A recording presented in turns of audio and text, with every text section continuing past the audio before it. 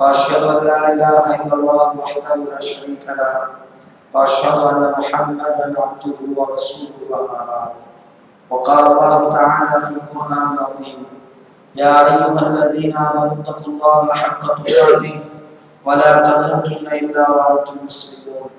يا أيها الناس اتقوا ربكم الذي خلقكم من نفس واحدة وخلق منها زوجها وبث منهما رجالا كثيرا ونساء واتقوا الله الذي تساءلون به والأرحام إن الله كان عليكم رقيبا. وقال نبينا صلى الله عليه وسلم: إن خير الكلام كلام الله وخير الهدي هدي محمد صلى الله عليه وسلم وشر الأمور محدثاتها وكل محدثة بدعة وكل بدعة ضلالة وكل ضلالة في النار. அன்புக்கினிய இஸ்லாமிய சகோதர சகோதரிகளே, அல்லாஹ்வுடைய தூதர் முஹம்மது ரசூலுல்லாஹி ஸல்லல்லாஹு அலைஹி வஸல்லம் அவர்கள் சொன்னார்கள்: ஃபமன் யுரிதில்லாஹு பிஹி கைரன் யுஃபக்கிஹுஹு ஃபித்தீன். அல்லாஹ் யாருக்கு நலனை நாடுகிறானோ, அல்லாஹ் யாருக்கு நலனை நாடுகிறானோ அவர்களுக்கு மாத்திரம்தான் இந்த மார்க்கத்தை விளங்கக்கூடிய ஒரு பாக்கியத்தை அல்லாஹ் கொடுப்பான். அல்லாஹ்வுடைய தூதர் அல்லாஹ் யாருக்கு நலனை நாடுகிறானோ அவர்களுக்கு அல்லாஹ் உலகத்தை கொடுப்பான், அல்லது உலகத்தினுடைய இன்பங்களை கொடுப்பான், அல்லது உலகத்தினுடைய அந்த செல்வங்களை கொடுப்பான் என்று சொல்லவில்லை. அல்லாஹ் ஒரு மனிதனை நேசிக்கிறான், அல்லாஹ் ஒரு மனிதனுக்கு நலனை நாட விரும்புகிறான் என்பதனுடைய அடையாளம் இந்த மார்க்கத்தினுடைய விளக்கத்தை, இந்த மார்க்கத்தை கற்றுக்கொள்ளக்கூடிய அந்த பாதைகளை அல்லாஹ் ரப்புல் ஆலமீன் அமைத்து தருவார். அல்லாஹ் ரப்புல் ஆலமீன் பேசுகிறான்: ஃபதக்கிர், நபியே நீங்கள் இந்த மனித சமூகத்திற்கு உபதேசம் செய்யுங்கள். இந்நஃபஅத்தி ذிக்ரா தன்ஃபஉல் முஃமினீன். இவர்கள் மூமினாக இருந்தால், இவர்கள் முஸ்லிமாக இருந்தால், இவர்கள் அல்லாஹ்வுக்கு கட்டுப்படக்கூடிய மனிதர்களாக இருந்தால் அவர்களுக்கு இந்த உபதேசம் பயன் தரும். அப்போ உபதேசம் பேசக்கூடிய நானாக இருந்தாலும் சரி, கேட்கக்கூடிய யாராக இருந்தாலும் சரி, இந்த சப்தம் யாருடைய காதுகளில் எல்லாம் கேட்குமோ யாராக இருந்தாலும் இந்த உபதேசம் அவர்களுடைய வாழ்க்கை மாற்றத்தை ஏற்படுத்தினால் நாம் மூமின்கள். அல்லாஹ் தான் மூமின்களுடைய அடையாளம் ஃபதக்கிர், நீங்கள் உபதேசம் செய்யுங்கள். இந்நஃபஅத்தி ذிக்ரா, நீங்கள் செய்யக்கூடிய உபதேசம். யார்? ரசூலுல்லாஹ், இந்த உலகத்திற்கு அல்லாஹ்வால் அனுப்பப்பட்ட இறுதி தூதர். அவர்களை விட தெளிவாக, அழகாக, ஆக்கப்பூர்வமாக, நியாயமாக உபதேசம் யாராலும் செய்ய முடியாது. அவர்களை விட இந்த சமூகத்திலே ஒரு தெளிவான உபதேசத்தை யாரும் செய்ய முடியாது.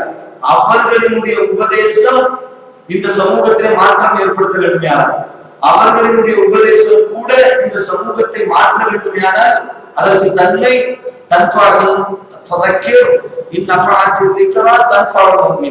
யார் மூமினாக இருப்பார்களோ, யார் மூமின்களாக அல்லாஹ்வை நம்புபவர்களாக இருப்பார்களோ அவர்களுக்கு தான் நபியினுடைய உபதேசம் பிரயோஜனம் தரும். அப்ப நாங்கள் ஏமாத்திரோம். அப்ப நாம் நம்முடைய ஒரு சிந்தனையோடு இங்கே இருக்க வேண்டும். எதை நாங்கள் கேட்க போகிறோமோ, எதை நாங்கள் பேச போகிறோமோ அவை அனைத்தையும் எங்களால் முடிந்த அளவிற்கு எங்கள் வாழ்க்கையில் கொண்டு வர முயற்சி செய்ய வேண்டும்.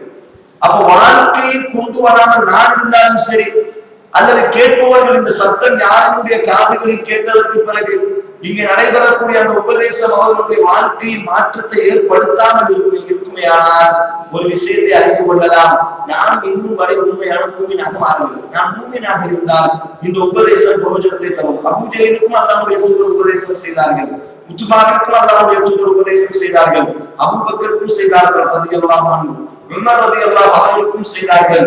அங்கே உபதேசம் மாற்றத்தை ஏற்படுத்தியது, இங்கே உபதேசம் கோபத்தை ஏற்படுத்தியது. இதுதான் வித்தியாசம். இரண்டு மனிதர்கள் தான், இருவருக்கும் மூளை இருந்தது, அறிவு இருந்தது, எல்லாம் இருந்தது. அங்கே ஈமான் இருந்தது, அவருடைய வாழ்க்கையை அல்லாஹ் உயர்த்தினான். இந்த உபதேசம் மாற்றத்தை ஏற்படுத்தியது. இங்கே ஈமான் இல்லை, அந்த உபதேசத்தின் மூலமாக கோபம் தான் கொண்டார்கள். அப்ப நாம் ஒரு முடிவுக்கு வர வேண்டும். எந்த அடிப்படையில் இருந்தாலும் சரி, இந்த சபை மாத்திரமல்ல, எந்த ஒரு சபையாக இருந்தாலும் நாம் முடிந்த அளவிற்கு பேசியதை செயல்முறைப்படுத்தக்கூடியவர்களாக இருக்க வேண்டும். நாம் தொடர்ச்சியாக பார்த்து வரக்கூடிய நம்முடைய தலைப்பு என்று சொன்னால் 2 தலைப்புகளை பார்த்து வருகிறோம். அது முதல் தலைப்பு, அல்லாஹுவை இந்த சமூகம் எப்படி அறிய வேண்டும், அல்லாஹுவை அறியக்கூடிய முறை. ஒவ்வொரு இஸ்லாமியனும் அல்லாஹுவை தெரிந்து வைத்திருக்க வேண்டிய அந்த கொள்கை, இதையும் ஒரு தலைப்பாக. அதற்கடுத்து ஒவ்வொரு இஸ்லாமியரிடத்திலும் வர வேண்டிய ஒழுக்கம், இது இரண்டாம் தலைப்பாக. நாம் ஒவ்வொரு தரவையாகவும் 2 பாட்டாக நாம் பிரித்திருக்கிறோம். அதில் ஆரம்பம் அல்லாஹ்வை அறியக்கூடிய முறை.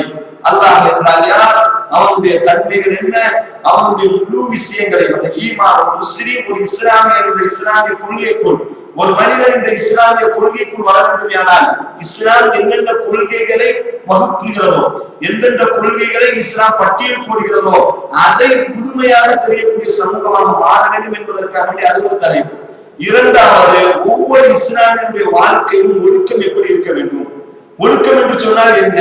அவனுடைய உணவு என்பதிலிருந்து, அவன் சாப்பிடக்கூடிய சாப்பாட்டிலிருந்து, அவன் தூங்கக்கூடிய முறையிலிருந்து, அவன் பாத்ரூம் போகக்கூடிய முறையிலிருந்து, அவன் செருப்பணியக்கூடிய முறையிலிருந்து, இப்படி ஒவ்வொருவருடைய வாழ்க்கையிலும் அன்றாடம் கண்டிப்பாக நடைபெறக்கூடிய, ஒவ்வொருத்தருடைய வாழ்க்கையிலும் நடைபெற்றே தீர வேண்டிய அந்த விஷயத்திலே இஸ்லாம் எந்த அளவுக்கு ஒழுக்கத்தை பேசுகிறது என்பதை பற்றி நாம் பார்க்கிறோம். ஆரம்பமாக ஒவ்வொரு இஸ்லாமியும் அறிந்து கொள்ள வேண்டிய கொள்கை, அது நாம் இத்தனை வாரங்களாக நாம் பார்த்தவரை என்று சொன்னார். அல்லாஹ் என்றால் யார், அந்த பெயர் யாருக்கு சொந்தமானது, அவன் எங்கே இருக்கிறான், அவனை பார்க்க முடியுமா என்பதாக எல்லாம் நாம் பார்த்தோம். அதற்கடுத்து அல்லாஹ்வை நம்பிக்கை கொள்ளக்கூடிய அந்த முறையில் 3 அடிப்படைகள் நம்முடைய வாழ்க்கையில் இருக்கணும். அத்தௌஹீத் உலூஹிய்யா, அத்தௌஹீத் ருபூபிய்யா, அத்தௌஹீத் அஸ்மா வ சிஃபாத். அதாவது அத்தௌஹீத் உலூஹிய்யா நாம் பார்த்தோம். அதாவது ஒட்டுமொத்த உலகத்தையும் படைக்கக்கூடிய, படைத்து பாதுகாக்கக்கூடிய ஆற்றல் அல்லாஹ்விடத்தில் இருக்கிறதை நம்ப வேண்டும். அல்லாஹ்தான் ஒட்டுமொத்த உலகத்தையும் படைத்தான், அல்லாஹ்தான் ஒட்டுமொத்த உலகத்தையும் பாதுகாக்கிறான் என்பதை புரிந்து கொள்ளக்கூடிய ஒரு வார்த்தை அத்தௌஹீத் உலூஹிய்யா. அதற்கு அடுத்த அத்தௌஹீத் ருபூபிய்யா, அதாவது யார் இந்த உலகத்தை படைத்தார், இதுதான் மெயின் விஷயம்.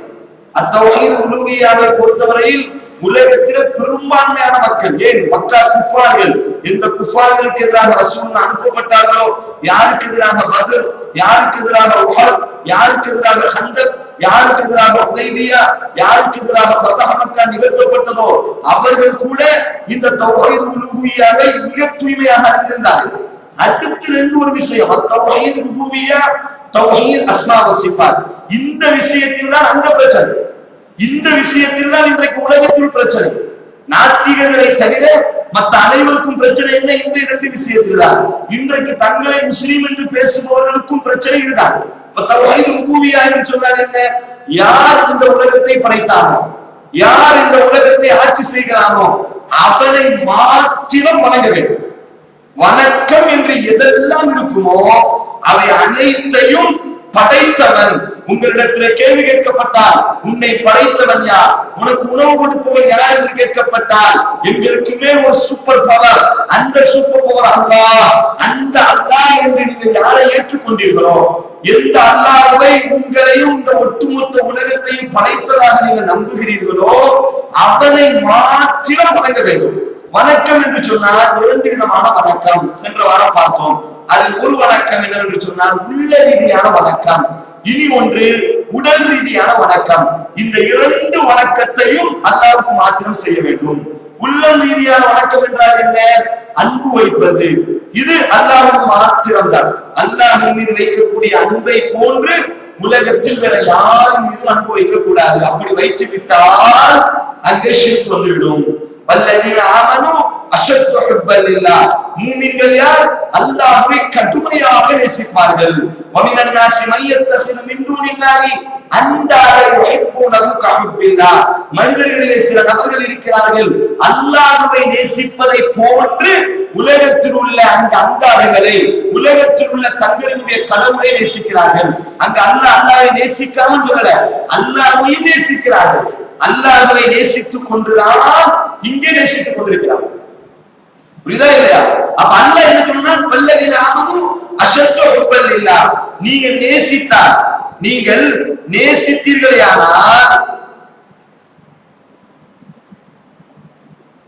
கைர் அல்ஹம்துலில்லாஹ், தௌஹீத் உலூஹிய்யா, அதான் அல்லாஹ்வை மட்டும் வணங்குதல்.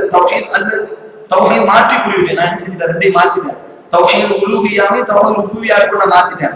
தௌஹீத் உலூஹிய்யா இதுதான் அல்லாஹ்வை மாத்திரம் வணங்குதல். இந்த ஒரு வார்த்தை அந்த பேச்சில மாறிட்டு தௌஹீத் ருபூபிய்யா என்று சொன்னால்தான் ஒட்டுமொத்த உலகத்தையும் படைத்தவன் அல்லாஹ் என்று நம்ப வேண்டும். படைக்கக்கூடிய அந்த ஆற்றல், பாதுகாக்கும் ஆற்றல் அல்லாஹ்வுக்கு மட்டும்தான். தௌஹீது உலூஹியா என்று சொன்னால்தான் அல்லாஹ்வை மாத்திரம் வணங்குங்கள். யார் உங்களை படைத்தான் என்று நம்புகிறீர்களோ, எந்த ரப்பை நீங்கள் படைப்பான் என்று நம்பிக்கொண்டீர்களோ அவனுக்கு மாத்திரம் வணக்கத்தை சமர்ப்பிக்க வேண்டும். வணக்கம் என்றால் என்ன? இரண்டு விதமான வணக்கங்கள். ஒன்று உள்ள ரீதியான வணக்கம், மற்றொன்று உடல் உறுப்பு ரீதியான வணக்கம். உள்ளம் ரீதியான வணக்கம் என்ன? நேசித்தல். இந்த நேசத்தை அல்லாஹ் தனக்கு மாத்திரம் தான், மற்ற எல்லோரையும் நேசிக்கிறார். ஆனால் அல்லாஹ்வுடைய நேசத்தை போன்று வேற யாரும் நேசிக்க கூடாது. வல்லதீன ஆமனு அஷத்து ஹுப்பன் லில்லாஹ். மூமின்கள் யார்? அல்லாஹ்வை கடுமையாக நேசிப்பார்கள். குலின்கான ஆபாவுக்கும் வாபனாவுக்கும் அல்லாஹ் சொல்றானா இல்லையா? உங்க குடும்பம், உங்க மனைவி, உங்க மக்கள், உங்க வியாபாரம், உங்களுடைய நஷ்டங்கள், மன நிம்மதி தரக்கூடிய அந்த வீடு, எல்லாத்தையும் விட உங்களுக்கு நேசம் அல்லாஹ்வும் அவனுடைய மார்க்கமும் அவனுடைய தூதருமாக இருக்க வேண்டும்.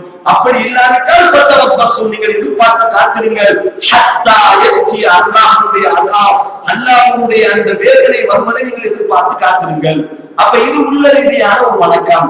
அடுத்து பயம், இதுவும் உள்ள ரீதியான ஒரு வணக்கம். நாம் சொல்லி இருந்தோம், அல்லாஹ்வை பயப்படுவதை போன்று ஒரு நாட்டின் சட்டத்திற்கோ அல்லது ஒரு நாட்டு மக்களுக்கோ அல்லது ஒரு நாட்டு அதிகாரிக்கோ அல்லது ஒரு நாட்டினுடைய போலீஸுக்கோ அல்லது ஒரு நாட்டினுடைய ராணுவத்திற்கோ யாரா இருந்தாலும் சரி, எந்த அடிப்படையில் இருந்தாலும் சரி, ரப்பை பயப்படுவதை போன்று நீங்கள் மற்றவரை பயந்து விட்டால் உள்ள செல்வது. இதான் பிரச்சனை. மற்ற பயம் என்பது யதார்த்தத்துல இருக்காது, அது வேற விஷயம். ஆனால் ரப்பினுடைய பயத்துக்கு முன்னா ஒருத்தர் எதுவும் கிடையாது. அல்லாஹ் தான் பயப்பட வேண்டும். அல்லாஹ் சொல்றான், அல்லாஹ் சொல்றான், நீங்க அவங்களுக்கு பயப்படாதீங்க, எனக்கு மாத்திரம் பயப்படுங்க. அல்லாஹ் நபிக்கு சொல்றான். என்ன சொல்றான்? நபியை நீங்க என்ன நினைக்கிறீங்க? மக்கள் நீங்க பயப்படுறதுனால நீங்க இந்த சட்டத்தை சொன்ன, அதாவது இந்த தத்து மகனுடைய அந்த சட்டத்தை உடைப்பதினால், தத்து மகன் அதாவது நீங்க செய்து கொண்டு சாப்பிட்டு வளர்த்தீங்களா இல்லையா? அவர் உங்களுடைய வளர்ப்பு மகன் இல்லை என்று சொல்லி அவருக்கு உங்களுடைய முறப்பதை நீங்க என்ன செஞ்சு கொடுத்தீங்க? திருமணம் முடிச்சு கொடுத்தீங்க. அந்த சட்டத்தை அல்லாஹ் முடிக்கிறான். என்ன செய்யறான்? வளர்ப்பு மகன் என்ற ஒரு சட்டமே கிடையாது இஸ்லாத்துல. இப்ப செய்து கொண்டு சாப்பிட்டிருக்கும் உங்களுடைய மாணவர்களுக்கு நீங்க திருமணம் முடிச்சு கொடுத்திருக்கிறீங்க. இப்ப நீங்க என்ன செய்ய போறீங்க? இப்ப செய்து கொண்டு சாதி தலாக்கு போறாரு. அவங்க தலாக்கு விட்ட உடனே அல்லாஹ் உங்களுக்கு திருமணம் முடித்து வைத்து விட்டான். இந்த சட்டத்தை சொல்றது நீங்க மக்களுக்கு பயப்படுறீங்களா? மக்களுக்கு பயப்படாதீங்க, அல்லாஹ் மாத்திரம் பயப்படுங்க. அல்லாஹ் நம்ம சொன்னமா இல்லை? அந்த சமூகத்துல ஏற்கனவே முன்னாடி பார்த்து பேசியிருக்கோம். உண்மையான பயம் என்றால் என்ன அர்த்தம்? அல்லாஹ்வுடைய தூதர் என்ன செய்யறாங்க? ரசூலுல்லாஹ் அவருடைய காலத்துல செய்தி கொண்டு சாபித் என்று சொல்லக்கூடிய ஒரு குழந்தையை வளர்க்கிறாங்க. அந்த காலத்துல ஆரம்பத்தை பொறுத்தவரையில எப்படின்னா ரசூலுல்லாஹ் அவருடைய மகன் என்பதாகத்தான் அழைத்தே கொண்டிருந்தாங்க. கொஞ்ச நாள் வரை எப்படி அழைத்தார்கள்? செய்தி கொண்டு சாபித் ரலியல்லாஹு அன்ஹு நபியினுடைய மகன். அல்லாஹ் வசனத்தை அழைக்கிட்டான். எந்த ஒரு தத்து பிள்ளையையும் அவங்களுடைய வாப்பாக்கள் சொல்லித்தான் நீங்க அழைக்கணுமே தவிர சும்மா யாருடைய வாப்பாக்கள் சொல்லி நீங்க அழைக்க கூடாது என்று அல்லாஹ் தடுத்ததற்கு பிறகு அடுத்த அல்லாஹ் என்ன செய்ய, ரசூலுல்லாஹ் என்ன செய்தார்கள்? இந்த ஸைத் இப்னு சாபித் என்று சொல்லக்கூடிய இந்த சஹாபிக்கு தன்னுடைய மகனாகிய ஸைனப் பின்த் ஜஹ்ஷ் ரலியல்லாஹு அன்ஹா அவளை திருமணம் முடிச்சு கொடுத்திருந்தாங்க. அப்போ ரசூலுல்லாஹ்வுடைய தத்து மகனுக்கு தன்னுடைய மகளை திருமணம் முடித்து கொடுத்து விட்டால், இப்போ இன்றைக்கு சமூகத்தில் எப்படி பேசுவோம்? மருமகள் இதெல்லாம் பேசுவோம். அன்னைக்கும் அப்படித்தான் பேசிக் கொண்டிருந்தார்கள். அல்லாஹ் இந்த சட்டத்தை உடைக்க நினைக்கிறான். இந்த வளர்ப்பு குழந்தை என்ற சட்டம் இந்த பூமியில் இருக்கக்கூடாது. குழந்தை என்று சொன்னால் நீங்கள் பெற்றெடுத்ததுதான் குழந்தை. உங்களுக்கு குழந்தையே இல்லாமல் இருந்தாலும் சரி, ஏதோ ஒரு குழந்தையை போட்டு நீங்க வளர்த்தாலும் அது உங்களுடைய குழந்தை அல்ல.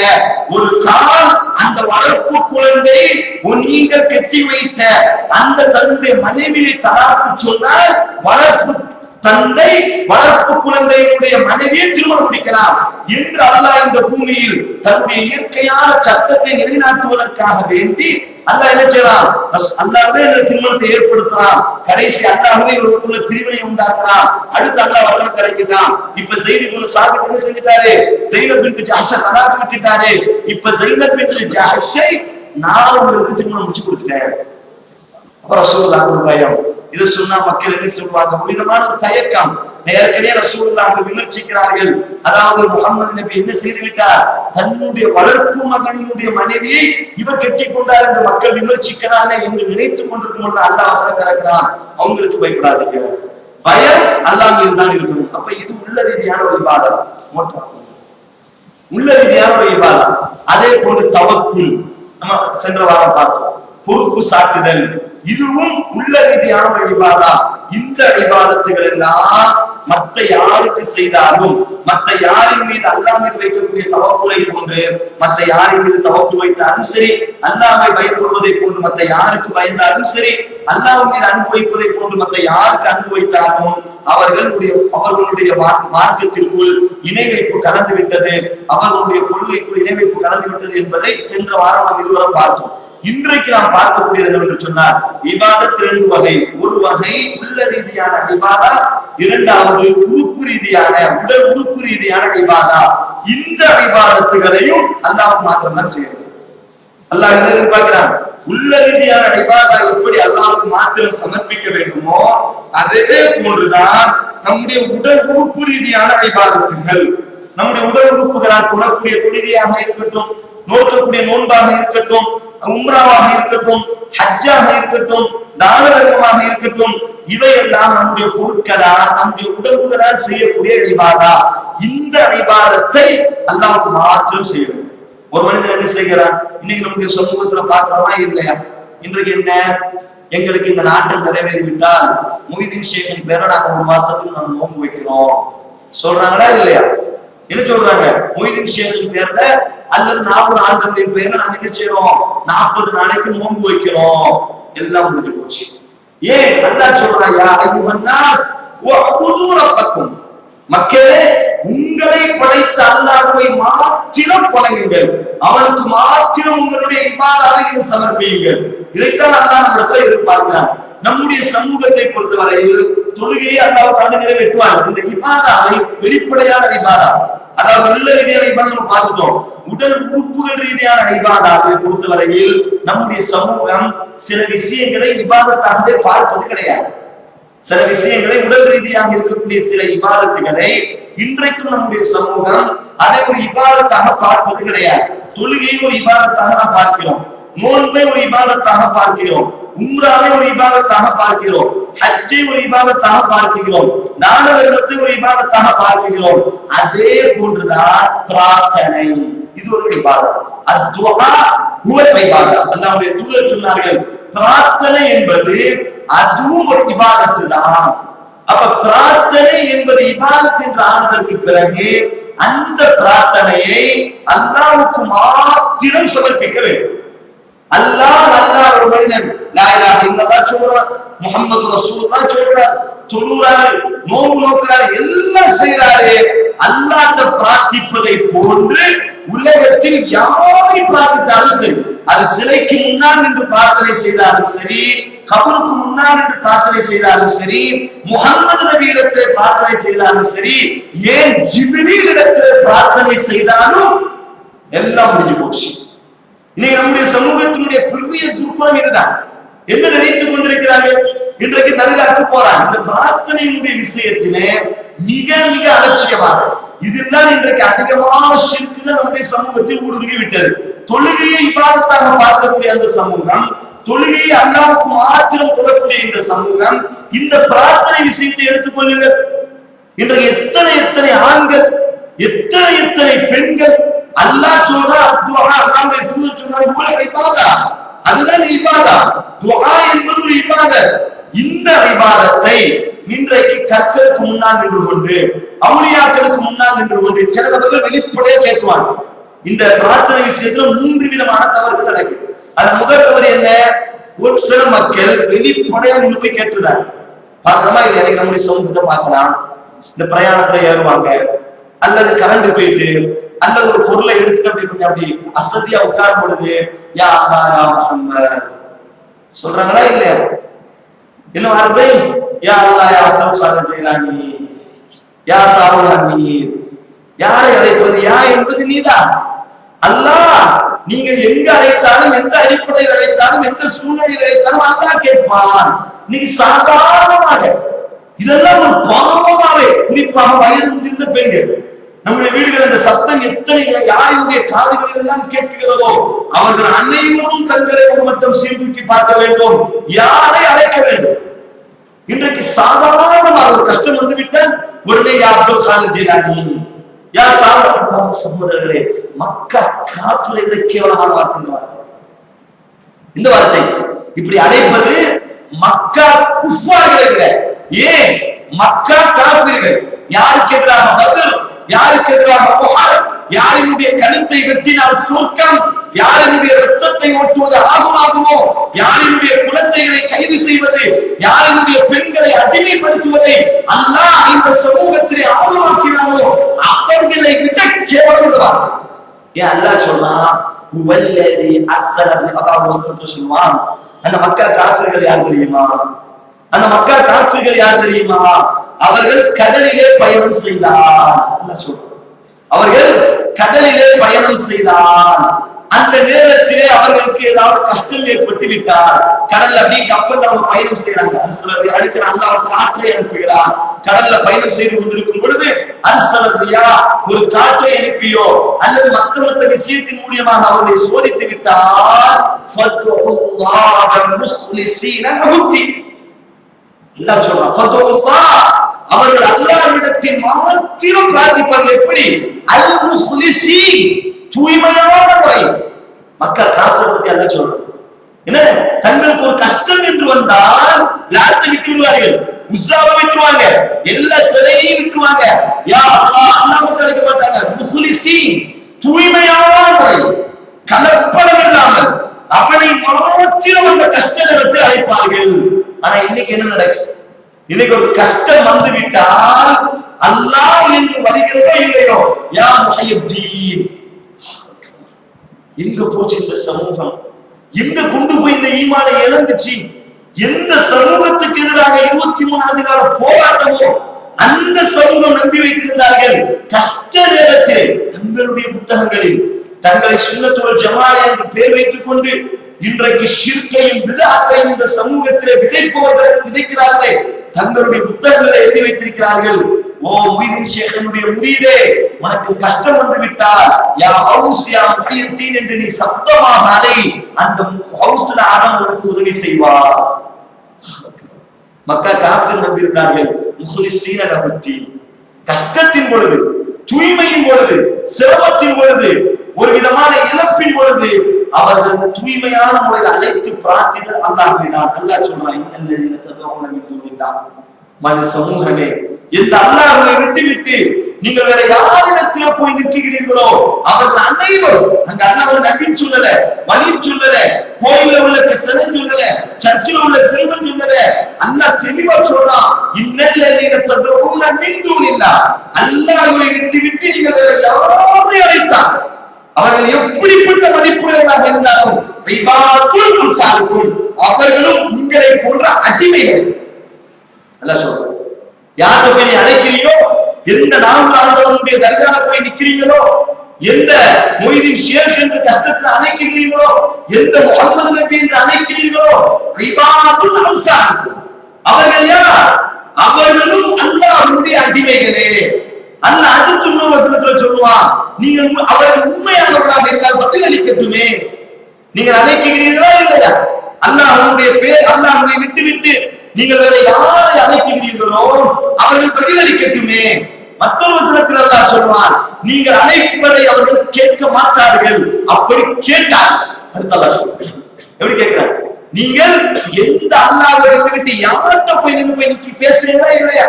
கஷ்டத்தை போக்குறீங்க, குழந்தைய போக்குறீங்க, குழந்தைய குடுங்குறீங்க, விசாவை குடுங்குறீங்க, என்னதான் சொல்றீங்க, இந்த அனைத்தையும் அவர்கள் கேட்க மாட்டார்கள். அப்படி கேட்டாலும் உங்களுக்கு அவர்கள் பதில் அளிக்க மாட்டார்கள். எவ்வளவு அழகா! இது ஒரு பிரார்த்தனை. இந்த பிரார்த்தனை ரீதியான தவறு என்னன்னு சொன்னால், முஸ்லிம் சமூகத்திலே இந்த பிரார்த்தனையிலே 3 தவறுகள் இருக்கிறது. ஒன்று, அல்லாஹ்விடத்திலே பிரார்த்திப்பதற்கு பதிலாக நல்லடியார்களிடத்திலே நின்று கொண்டு பிரார்த்திக்கிறார்கள். இந்த பிரார்த்தனை மக்கா குஃபார்களிடையே கேவலமான பிரார்த்தனை. ஒரு மனிதன் அல்லாஹ்விடத்திலே பிரார்த்திப்பதை போன்று அவன் சிறையிடத்திலே பிரார்த்தித்தாலும் சமம்தான், அவன் கபரிடத்திலே பிரார்த்தித்தாலும் சமம்தான், அவன் நபியிடத்திலே பிரார்த்தித்தாலும் சமம்தான், அவன் அவுலியாக்களிடத்திலே பிரார்த்தித்தாலும் சமம்தான். மக்கா குஃபார்களிடையே கேவலமான பிறவிகள் இந்த பிறவிகள். இதை அல்லாஹ் நம்மை பாதுகாக்க வேண்டும். அடுத்து பிரார்த்தனை இன்னொரு தவறு என்ன தெரியுமா? சில மார்க்க அறிஞர்கள் கூட, சில நல்ல கொஞ்சம் மார்க்கம் தெரிஞ்சவர்கள் கூட இந்த விஷயத்தை புரியுவாங்க தெரியுமா? நாங்க ஒன்னும் அவுலியா கிட்ட கேட்கலையே, ஏங்க தர்காக்கு போறீங்க, ஏங்க நாவலுக்கு போறீங்க, என்று கேட்டால் நாங்க ஒண்ணு அவங்கள்ட்ட கேட்கலையே, அவர்களின் பொருட்டால். அடுத்து பொருட்டால் என்னங்க? முகமது நபியின் பொருட்டால், மொய்தீன் ஷேக்கின் பொருட்டால். அவங்க நல்லவங்க தானே, அவங்க என்ன தப்பு, அவங்க இந்த உலகத்தில் நல்லவங்கள வாழ்ந்தாங்களா இல்லையா? அவர்களின் பொருட்டால் நாங்கள் கேட்கிறோம். இது பிரார்த்தனையில இருக்கக்கூடிய இரண்டாவது தவறு. இந்த விஷயத்தை நாம் எடுத்துக்கொண்டால் இதற்கு இன்றைக்கு தங்களை சுன்னத்துல் வல் ஜமாஅா, இந்த சமூகத்தினுடைய உண்மையான வாரிசுகள், நபியினுடைய உண்மையான வாரிசுகள் என்று தங்களுக்கு பெயர் வைத்துக் கொண்ட அந்த சுன்னத்துல் வல் ஜமாஅா ஒரு விளக்கத்தை கொடுப்பாங்க. இதுக்கு குர்ஆன்லயே ஆதாரம் இருக்குங்க. என்னங்க ஆதாரம் இருக்கு? யா அய்யுஹல்லதீன ஆமனு, அல்லாஹ் சொல்றா, ஈமான் கொண்ட விசுவாசிகளே, இத்தகுல்லாஹ், அல்லாஹ்வை பயந்து கொள்ளு. யா அய்யுஹல்லதீன ஆமனு இத்தகுல்லாஹ் வப்தகு இலைஹி வஸீலா. அவங்க ஒரு சொல்றது சொல்லுவாங்க. சூரா மாயிதால அல்லாஹ் சொல்வான், யா மூமின்களே, அல்லாஹ்வை நம்பிக்கை கொண்டவர்களே, அல்லாஹ்வை பயந்து கொள்ளுங்கள், அல்லாஹ்வின் பக்கம் உங்களை அழைத்து செல்லக்கூடிய ஒரு வசீலாவை அவங்க விளக்கம் கொடுப்பாங்க. ஒரு வசீலாவை தேடிக் கொள்ளுங்கள்.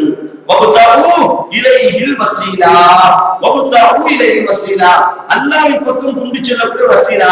பாத்தீங்களா, அல்லாஹ்வே சொல்லிட்டானா இல்லையா? அல்லாஹ்வின் பக்கம் உங்களை கொண்டு செல்லக்கூடிய வசீலாவை தேடுங்கள் அல்லாஹ் சொல்றானா இல்லையா? அதனால் இவர்கள் நல்லடியார்கள், நம்மளை விட இபாதத்து செய்தவர்கள், நம்மளை விட அழைப்பு பணி செய்தவர்கள், நம்மளை விட இந்த உலகத்தில் நியாயமாக வாழ்ந்தவர்கள். அதனால் இவர்களை காரணமாக கொண்டு அல்லாஹ்விடத்தில் நாங்கள் விரும்புகிறோம். இதுக்கு இன்னொரு விளக்கம் சொல்வார். இப்போ விளக்கம்லாம் கேட்டா ரொம்ப அற்புதமா இருக்கும். இதான் ஷைத்தான்,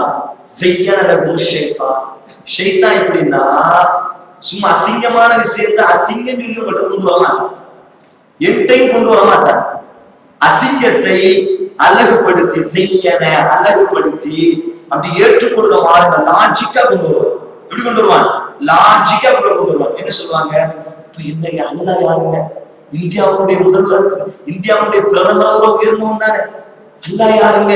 தமிழ்நாட்டு முதலமைச்சர் உயர்ந்தவன் தானே. அல்லாஹ் யாருங்க? ஹைகோர்ட் நீதிபதி விட உயர்ந்தவன் தானே. ஒட்டுமொத்த ரஹ்மான் யாருங்க? எல்லாத்தையும் உயர்ந்தவன் தானே. நீங்க ஒரு முதலமைச்சரை சந்திக்கணும்னா கீழே ஒரு ஆளோ, ஒரு எம்எல்ஏவோ, ஒரு எம்பியோ பிடிச்சாதானே சந்திக்க முடியும். இந்த விளக்கத்தை கேட்டா இவ்வளவு அற்புதமான விளக்கத்தோடுதான் இல்லையா? என்ன சொல்றாரு? இன்னும் நீங்க யாருங்க? நாட்டினுடைய ஒரு பிரதமரை உங்களால சந்திக்க முடியுமா? நீங்க ஒரு பாமரவாள், அல்லாஹ் ஓடி உங்களை ஒப்பிடும் பொழுது நீங்க யார்? ஒண்ணுமே கிடையாதுங்க. அப்ப அந்த ரப்போடு நீங்க இணையணும்னா, அந்த ரப்பினுடைய பாதையில போகணும்னா, அந்த ரப்பு உங்களை பொருந்தணும்னா, அல்லாஹ்வுடைய அந்த நேசத்துக்குரியவர்களை, அல்லாஹ்வுடைய அந்த விருப்பத்திற்குரிய அவுலியாக்களை நீங்க அணுகுனாதான் முடியும். நம்ம கேட்கிறோம், இந்த விளக்கம் முதல்ல சரியா? இப்போ இந்தியாவுடைய முதலமைச்சர், தமிழ்நாட்டினுடைய முதலமைச்சரை என்னால பார்க்க முடியாது. நான் பார்க்கணும்னா ஒரு எம்எல்ஏவோ அல்லது ஒரு எம்பியோ நான் பிடிக்கணும். என்ன காரணம்? என்ன காரணம்? என்னை பத்தி தமிழ்நாட்டு முதலமைச்சருக்கு தெரியாது. நான் யார், என்னுடைய நடவடிக்கை என்ன, என்னுடைய சூழ்நிலை என்ன, என்னுடைய கஷ்டம் என்ன என்று எதுவும் என்னுடைய நாட்டினுடைய, என் தமிழகத்தினுடைய முதல்வருக்கு தெரியாது. இப்ப இந்த ஆள் என்ன செய்வாரு? அங்க போய் இவர் ரொம்ப நல்லா இருக்காங்க, நம்ம கட்சிக்கு கொஞ்சம் மானியமா தராரு, நம்ம கட்சியெல்லாம் கொஞ்சம் பாக்குறாரு, அவங்க ஊர்ல நம்ம கட்சியெல்லாம் கொஞ்சம் வளர்த்துட்டு இருக்கிறாரு, இவருக்கு கொஞ்சம் எடுத்து போடுவார். எடுத்து போட்ட உடனே தான் நம்ம என்ன செய்வோம்? பொதுவாக அம்மானிக்கணும். பொதுவா யாரையும் அவங்க அப்படின்னா அல்லாஹ்வுடைய தூதர் ரசூலுல்லாஹ் சொன்னார்கள், உங்களிலே ஒரு மனிதன் தன்னுடைய தந்தை இல்லாத ஒரு மனிதனை தன்னுடைய தந்தை என்று அழைத்தால் அது மிகப்பெரிய அல்லாஹ்வுடைய சாபத்திற்குரிய விஷயம். அல்லாஹ்வுடைய தூதர் சொன்னார்கள், தன்னுடைய பெற்றோரை, தன்னுடைய பெற்றோர் அல்லாத ஒரு நபரை தன்னுடைய பெற்றோர் என்று அழைத்தார் அல்லாஹ்வுடைய சாபம். அல்லாஹ் சாபத்தை புரிகிறான். யாரை தெரியுமா? தன்னுடைய தந்தை அல்லாதவரை இவர் என்னுடைய தந்தை என்று. இன்றைக்கு எத்தனையோ முஸ்லிம்கள் யாரையெல்லாமோ அம்மா என்று அழைத்துக் கொண்டிருக்கிறார்கள். அல்லாஹ் வளர்ப்பு தாயை கூட அங்க அம்மா என்று அழைக்கிறதுக்கு இஸ்லாம் அனுமதி தரவில்லை. வளர்ப்பு தந்தையை கூட, வளர்ப்பு மகனை கூட என்னுடைய மகனை என்று இஸ்லாம் அழைப்பதற்கு அனுமதி தரவில்லை. அல்லாஹ் தெளிவா வசனத்தை காட்டினார், அவர்களுடைய தந்தையின் பெயரை சொல்லி அவர்களை அழைக்க வேண்டும். ஆனா இன்றைக்கு தங்களுடைய ஓட்டு பிச்சைக்காக ஒருத்தர் விளம்பரம் போட்டிருக்காங்க. நேற்று ஒருத்தன் விளம்பரம் போட்டிருக்கான். என்ன விளம்பரம் தெரியுமா? இங்க இடையில யாரும் வந்துட்டு போனதுக்காக வேண்டி ரசூலுல்லாஹ் சொன்னார்கள், தாயின் காலடியில் சொர்க்கம் இருக்கிறது என்று சொன்னார்கள். அந்த சொர்க்கத்தினுடைய வார்த்தையை உண்மைப்படுத்தக்கூடிய என்னுடைய தாய் என்று ஒரு குறிப்பிட்டு நான் தமிழ்நாட்டு முதலமைச்சர். இந்த வார்த்தை அல்லாஹ்வுடைய தூதர் சொன்னார்கள், தாயின் காலடியில் தான் சொர்க்கம் இருக்கிறது என்று. அந்த இமேஜ் கூட நான் எடுத்து வச்சிருக்கேன். தாயின் காலடியில் தான் சொர்க்கம் இருக்கிறது என்று அல்லாஹ்வுடைய தூதர் சொன்னார்கள். அந்த வார்த்தையை உண்மைப்படுத்தக்கூடிய முழு குறிப்பிடம் இந்த அம்மா தான். எங்க போயிட்டு இந்த சமூகம் யாருமே அம்மா என்று அழைத்துக் கொண்டிருக்கிறது. பண்ண விஷயம் நாம் போட வேண்டாம். அப்ப தெளிவா நம்ம தெரிஞ்சு நம்ம என்ன பேச வந்தோம்? ஞாபகம் இருக்கா? சொல்லுங்க பாப்போம். அல்லாஹ் தான் பேசிட்டு இருக்கோம். அல்லாஹ் அதான் அதான சொல்லிட்டு இருக்காரு. எதிர விட்டோம் தவஸ்ஸுல். என்ன செஞ்ச வசீலாவுடைய விஷயத்தில் இன்னைக்கு என்ன செய்து கொடுத்து என்ன சொல்றாங்க? தமிழக முதல்வர் நீங்க சந்திக்கணும், உங்களை சந்திக்க முடியுமா? சந்திக்க முடியாது. அதுக்கு ஒரு ஆளை துணைக்கு போனாதான் முடியும். என்ன காரணம்? தமிழக முதல்வருக்கு என்னை பற்றி தெரியாது, என் ரப்புக்கு என்னை பற்றி தெரியுமா தெரியாதா? உங்கள் நாட்டின் நரம்பை விட சமீபமாக இருப்பவன் என்னுடைய ரப்பு. என்னை நீங்கள் அழையுங்கள், உங்களுக்கு நான் பதில் அளிக்கிறேன். அல்லாஹ் சொல்கிறாரா இல்லையா? இப்ப என்ன ஒரு பேசிக்கான ஒரு வார்த்தை. அன்பார்ந்த சகோதரர்களே, இந்த வசீலாவை பொறுத்தவரையில் 3 விதமான வசீலாக்கள் இஸ்லாத்திலே ஏற்றுக்கொள்ளப்பட்ட வசீலா. அதாவது ஒரு நபரை காரணம் காட்டி இவரின் பொருட்டா யா அல்லாஹ் எனக்கு சொர்க்கத்தை தா, இவரின் பொருட்டா என் பாவங்களை மன்னி, இவரின் பொருட்டா என் கஷ்டத்தை போக்கு என்று சொல்வதற்கு எந்த ஆதாரமும் கிடையாது. இமாம் இப்னு அப்பாஸ் ரலியல்லாஹு தஆலா அவர்கள் வக்தாவு இலைஹில் வஸீலா என்பதற்கு விளக்கம் அளிக்கும் பொழுது அந்த வஸீலாவை தேடிக் கொள்ளுங்கள் என்று சொன்னால் என்ன அர்த்தம் தெரியுமா? அல்லாஹ்வின் பக்கம் நெருங்கக்கூடிய நல்ல அமல்களை தேடிக் கொள்ளுங்கள். எதை தேடிக் கொள்ளுங்கள்? அல்லாஹ்வுடைய தூதர் எத்தனை கஷ்டமான நேரம் வந்தது, ரசூலுல்லாஹ்விற்கு எத்தனை பத்ர் மைதானத்தை விட ஒரு பெரிய கஷ்டமா? அந்த நேரத்தில் நாம் அல்லாஹ்வுடைய தூதர் மூசாவின் இறைவனே என்று பிரார்த்திக்கிறார், முஹம்மது நபியின் இறைவனே என்று பிரார்த்திக்கிறார், இப்ராஹிம் நபியின் இறைவனே என்று பிரார்த்திக்கிறார், கஅபாவின் இறைவனே என்று பிரார்த்திக்கிறார், ஜிப்ரீலின் இறைவனே என்று பிரார்த்திக்கிறார். ஜிப்ரீலின் பொருட்டால் அப்ப என்ன ஆயிடுங்க? அல்லாஹ் அழைக்கும் ஒரு ஆளை தூக்கிட்டோம். இந்த ஆளை ரெக்கமெண்டேஷன் பண்ணா அல்லாஹ் தாங்கி வந்துருவா. இவரை பிடிச்சிட்டா அல்லாஹ் பிடிச்சிருவான். பன்னீர்செல்வத்தை பிடிச்சிட்டா ஜெயலலிதாவை பிடித்து விடலாம். இதெல்லாம் நோக்கம். இதே மாதிரிதான் இந்த வசீலா என்று சொன்னால் அப்ப ரசூலுல்லாஹ்வை பிடிச்சிட்டா அல்லாஹ்வை பிடிச்சிடலாம். அல்லாஹ் நம்மள கொற்ற கிடையாது. அந்த வசீலா அல்லாஹ் சொல்லல. ஏன்? குர்ஆனுக்கு குர்ஆனிலிருந்து விளக்கம் எடுக்க வேண்டும், குர்ஆனுக்கு நபியினுடைய மொழியிலிருந்து விளக்கம் எடுக்க வேண்டும், குர்ஆனுக்கு சஹாபாக்களின் விளக்கத்திலிருந்து விளக்கம் எடுக்க வேண்டும். எந்த ஒரு விஷயத்திலாவது ரசூலுல்லாஹ்வோ நபிக்கு பிறகு வந்தவர்களோ தங்கள் கஷ்ட சமயத்தில் நபியினுடைய இறைவனை என்று பிரார்த்தித்திருக்கலாம், நபியின் பொருட்டால் என்று எங்கேயும் பிரார்த்தனை செய்ததில்லையே. அப்ப இந்த வசீலாவை பொறுத்தவரையில் இது தவறுதலான வசீலா, இதுவும் இணையத்திலே கொண்டு சென்றுவிடும். ஆனால் 3 விதமான வசீலாவை இஸ்லாம் அங்கீகரிக்கிறது, குர்ஆன் அங்கீகரிக்கிறது. அது என்ன? முதல் வசீலா என்று சொன்னால் அல்லாஹ்வுடைய பெயர்களை சொல்லி அல்லாஹ்விடத்தில் கேட்கிறார். விதையில எப்படி அல்லாஹ் குர்ஆன்ல சொல்றான், வலில்லாஹில் அஸ்மாஉல் ஹுஸ்னா ஃபதுஊஹு பிஹா. வலில்லாஹி அல்லாஹ்வுக்கு அஸ்மாஉல் ஹுஸ்னா அழகான பெயர்கள் இருக்கிறது, அழகழகான பெயர்கள் இருக்கிறது. அந்த பெயர்களை சொல்லி அல்லாஹ்விடத்தில் அழையுங்கள். அர் ரஹ்மான், யா அல்லாஹ், நீ யார்? யா அல்லாஹ், நீ இரக்கத்தை பொழிபவன், என் மீது இரக்கத்தை பொழி. அல்லாஹ், நீ யார்? யா அல்லாஹ், பாவங்களை மன்னிப்பவன், என்னை நீ மன்னித்துக்கொள். அல் ஹாலிக், படைப்பவனே, என்னுடைய பாவங்களை மன்னித்துக்கொள். அன் நாசிர், உதவி செய்பவனே, எனக்கு நீ உதவி செய். அர் ராசிக், உணவு கொடுப்பவனே, எனக்கு நீ உணவு கொடு என்று அல்லாஹ்விடத்தில் பிரார்த்திக்கிறார். இது ஒரு வசீலா. வசீலானா என்ன? ஒரு விஷயத்தை சொல்லி அல்லாஹ்விடத்தில் பிரார்த்திக்கக்கூடிய முறையில் 3 விஷயத்தை இஸ்லாமிய மார்க்கம் அங்கீகரித்திருக்கிறது, குர்ஆன் அங்கீகரித்திருக்கிறது. அத்தியாயம் 7 வசனம் 180 அல்லாஹ் சொல்றான், அல்லாஹ்விடத்தில் அவனுடைய அழகிய பெயர்களை சொல்லி அல்லாஹ்வை பிரார்த்தியுங்கள். இது ரசூலுல்லாஹ் விரும்பினது.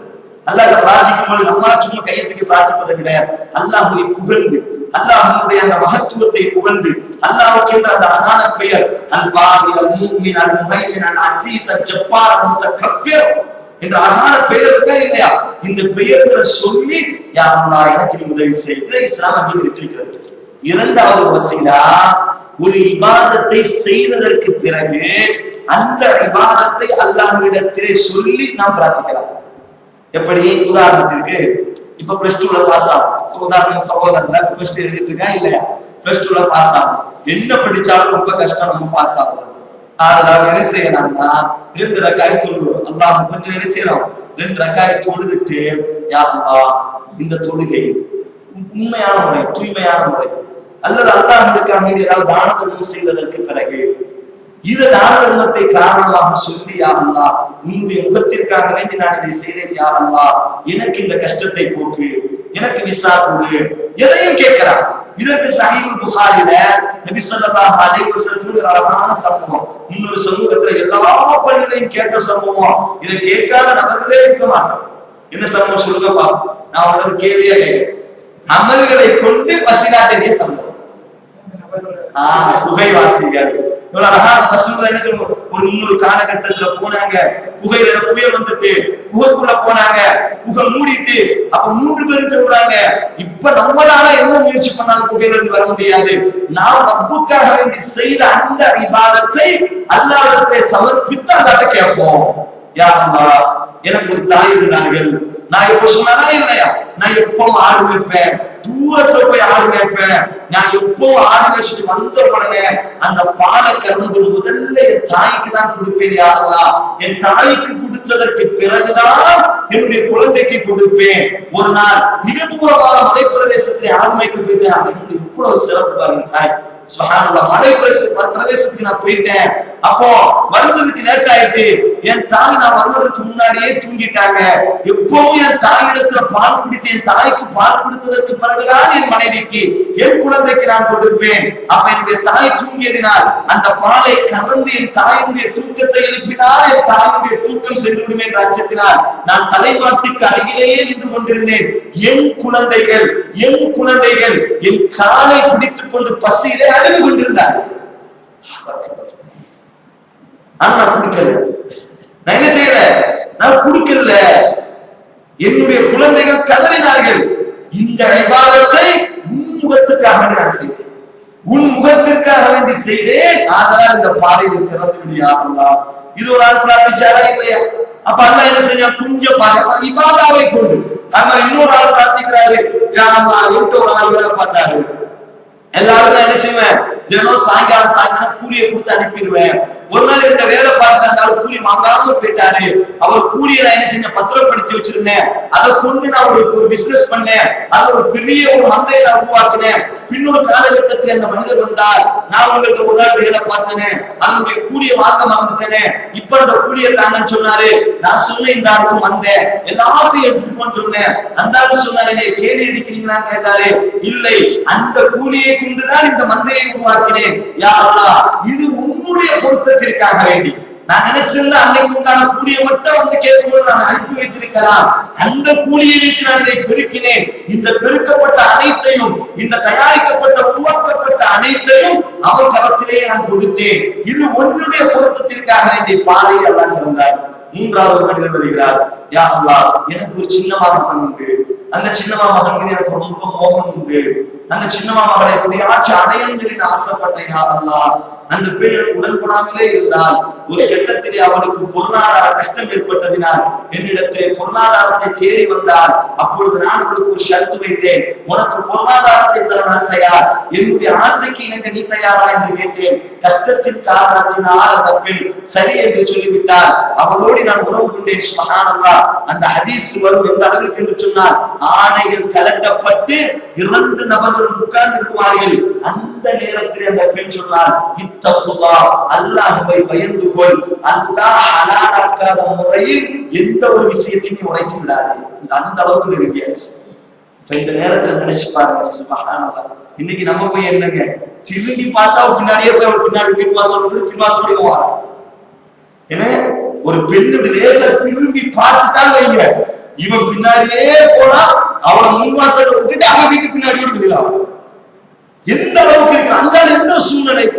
இதுதான் அல்லாஹ் நேசிக்கிறது தெரியுமா? பெரிய விஷயத்தை நேசிக்கிறது கிடையாது. சின்ன ஒரு டக்கு ஒரு விஷயம், அல்லாஹ்வுடைய பயம். அந்த நெருங்கி உட்கார்ந்தாச்சு. அவர் விரும்பின பெண், பல ஆண்டு தவம் இருந்த ஒரு பெண், எப்படியாச்சும் அனுபவிக்கணும் என்ற ஒரு பெண். நேற்று சும்மா காசு கொடுத்து கூட்டு வந்து அல்ல, ஒவ்வொரு நாளும் அவளை பார்க்கும் பொழுதெல்லாம் இவளை அனுபவிக்கணும் என்று அந்த சிந்தனையில் வாழ்ந்து கொண்டிருந்தவர். அல்லாஹ்வுடைய பெயர் சொல்லப்பட்டவுடன் யாரெல்லாம் வெளியில வந்துட்டேன், நோக்கம் நீந்தான், அந்த இடத்தில் நான் அவரோடு நோக்கம் இருக்கிறான், அந்த காசை கூட வாங்கவன் கொடுத்த காசை கூட வாங்கவன் முன் பொருத்தத்திற்காக நான் செய்தார். இந்த பாறையை அல்ல இதை இஸ்லாம் இபாதாவை செய்து அல்லாஹ்ட்ட கேட்கலாம். இது வசீலா. ஒண்ணு என்ன செய்யலாம் என்று சொன்னால் அல்லாஹ்வுடைய அழகான பெயர்களை சொல்லி அல்லாஹ்ட்ட கேட்கலாம். இரண்டாவது அல்லாஹ்வுக்காக வேண்டி ஒரு இபாதத்தை செஞ்சுட்டு, யா அல்லாஹ் இதன் பொருட்டினால் என் கஷ்டத்தை போக்கு, யா அல்லாஹ் இதன் பொருட்டினால் என் சிரமத்தை போக்குன்னு சொல்லலாம். மூன்றாவது யார் நல்ல அடியார்களாக இருக்கிறார்களோ அவர்களிடத்தில் எங்களுக்காக நீங்கள் பிரார்த்தியுங்கள் என்று சொல்லலாம்.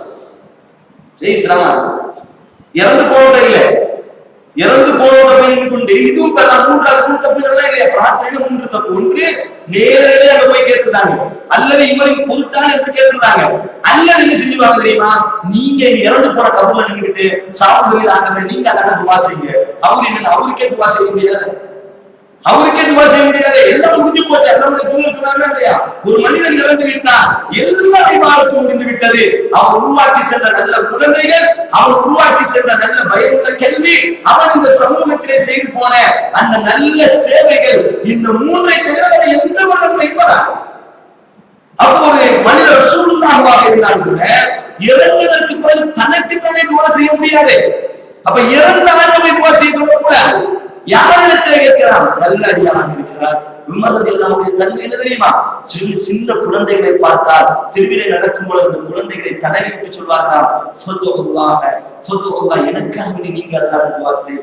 காரணம் சிறிய குழந்தையாக இருக்கிறார், உன்னிடத்திலே பாவங்களுக்கு வேலை இல்லை, எனக்காக நீ அல்லாஹ்வுக்கு துஆ செய். சின்ன குழந்தைக்கு உம்மருடைய தன்மை இது செய்யலாம். அல்லாஹ்வுடைய தூதர் நபிகள் நாயகம் ஸல்லல்லாஹு அலைஹி வஸல்லம் சொல்றாங்க இல்லையா, உங்களிலே யாருக்கு பாங்கினுடைய சத்தத்தை கேட்கிறாரோ அந்த பாங்கினுடைய அர்த்தத்தை போன்று அல்லாஹ் அக்பர் என்றால் நீங்களும் அல்லாஹ் அக்பர்.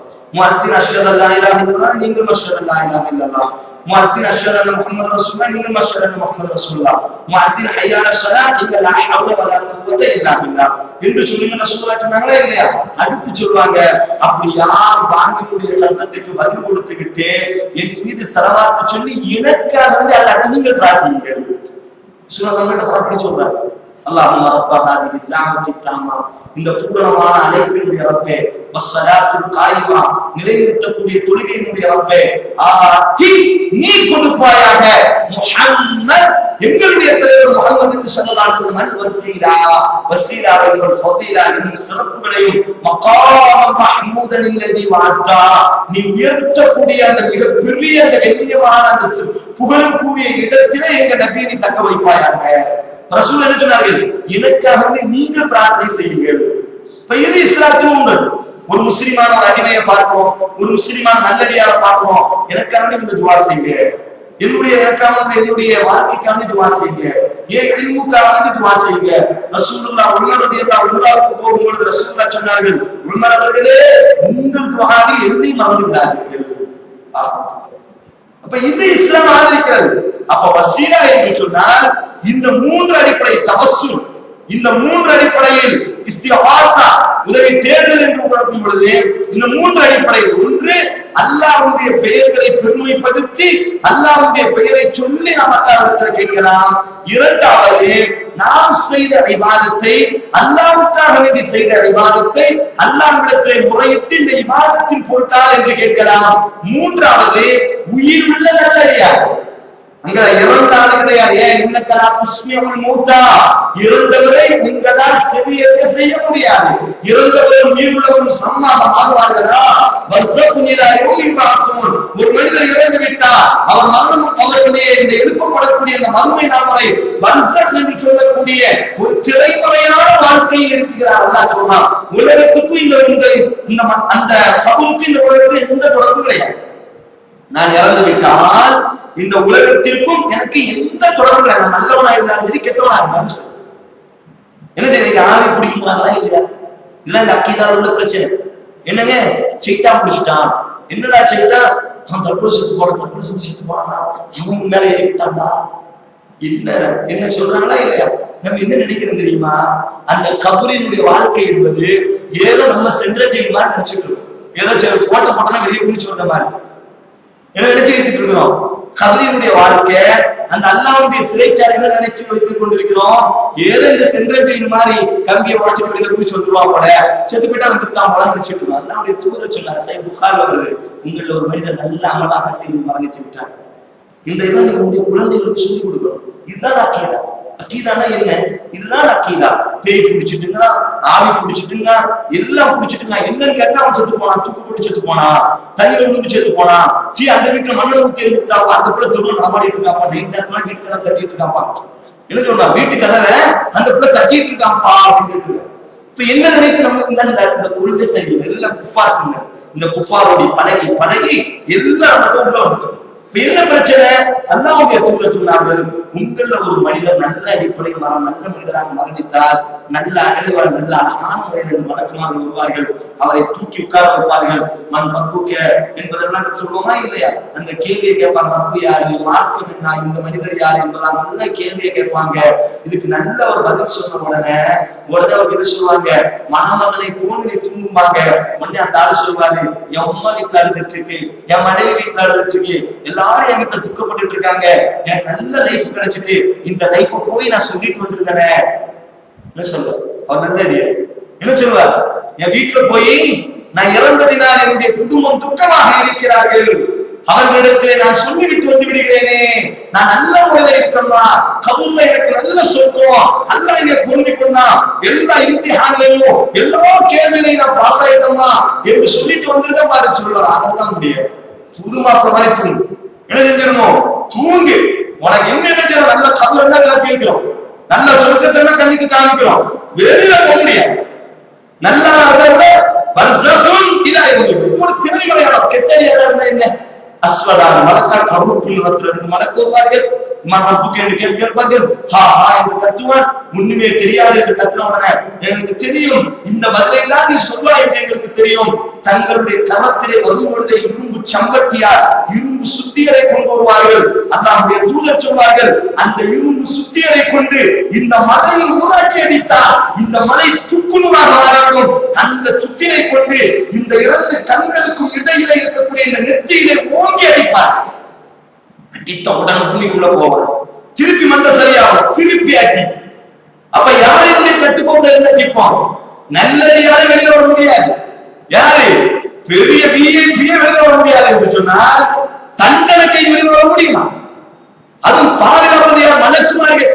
அந்த மலக்குமார்களுடைய அந்த கோட்டையை அவங்களை ஏமாற்றிட்டு தூக்கம் இல்ல, சோம்பேறி இல்ல, எதுவும் கிடையாது. லாயாசுவன் அல்லாவுக்கு மாறே செய்ய மாட்டாங்க. அவங்களை ஏமாற்றிட்டு தற்கொலை செஞ்சு வெளியில வந்துருவானா? அவங்களை ஏமாற்றிட்டு தூக்கப்பட்ட வெளியில வந்துருவானா? அவங்களை ஏமாற்றிட்டு மண்ணை ஊத்துற வெளியில வந்துருவானா? என்ன நம்பிக்கை? இப்ப இது தவறான நம்பிக்கை. இப்ப புரியுதா இல்லையா? அப்ப இறந்தவர்களிடத்திலே தவசு கேட்க கூடாது. இறந்து விட்டால் பர்ஸகுன் அவர் ஒரு திரைமறைவான வாழ்க்கை. உங்களுக்கும் நமக்கும் அவர்களுக்கும் எந்த தொடர்பும் கிடையாது. ஒரு மனிதர் என் தாய் இறந்து விட்டால் முடிந்து விட்டது, இனி கியாமத் நாளில் தான் என் தாயை பார்க்க முடியும். என் தந்தை இறந்து விட்டால் முடிந்து விட்டது, என் மகன் இறந்து விட்டால் முடிந்து விட்டது. அதற்கு பிறகு அவர்களை பார்ப்பதோ பேசுவதோ சந்திப்பதோ எதற்கும் வாய்ப்பில்லை. இது அயோமி பார்ப்போம் எழுப்பப்படக்கூடிய அந்த நாளை தருகிறேன். அப்ப இறந்தவர்களிடத்துல போய் நின்று துவா செய்ய கேட்கிறார். உயிரோடு உள்ள நபர்கள், உயிரோடு இருக்கக்கூடிய அந்த நபர்களிடத்திலே எங்களுக்காக வேண்டி எனக்காக வேண்டி அல்லாஹ்ட்ட பிரார்த்தனை செய்யுங்க.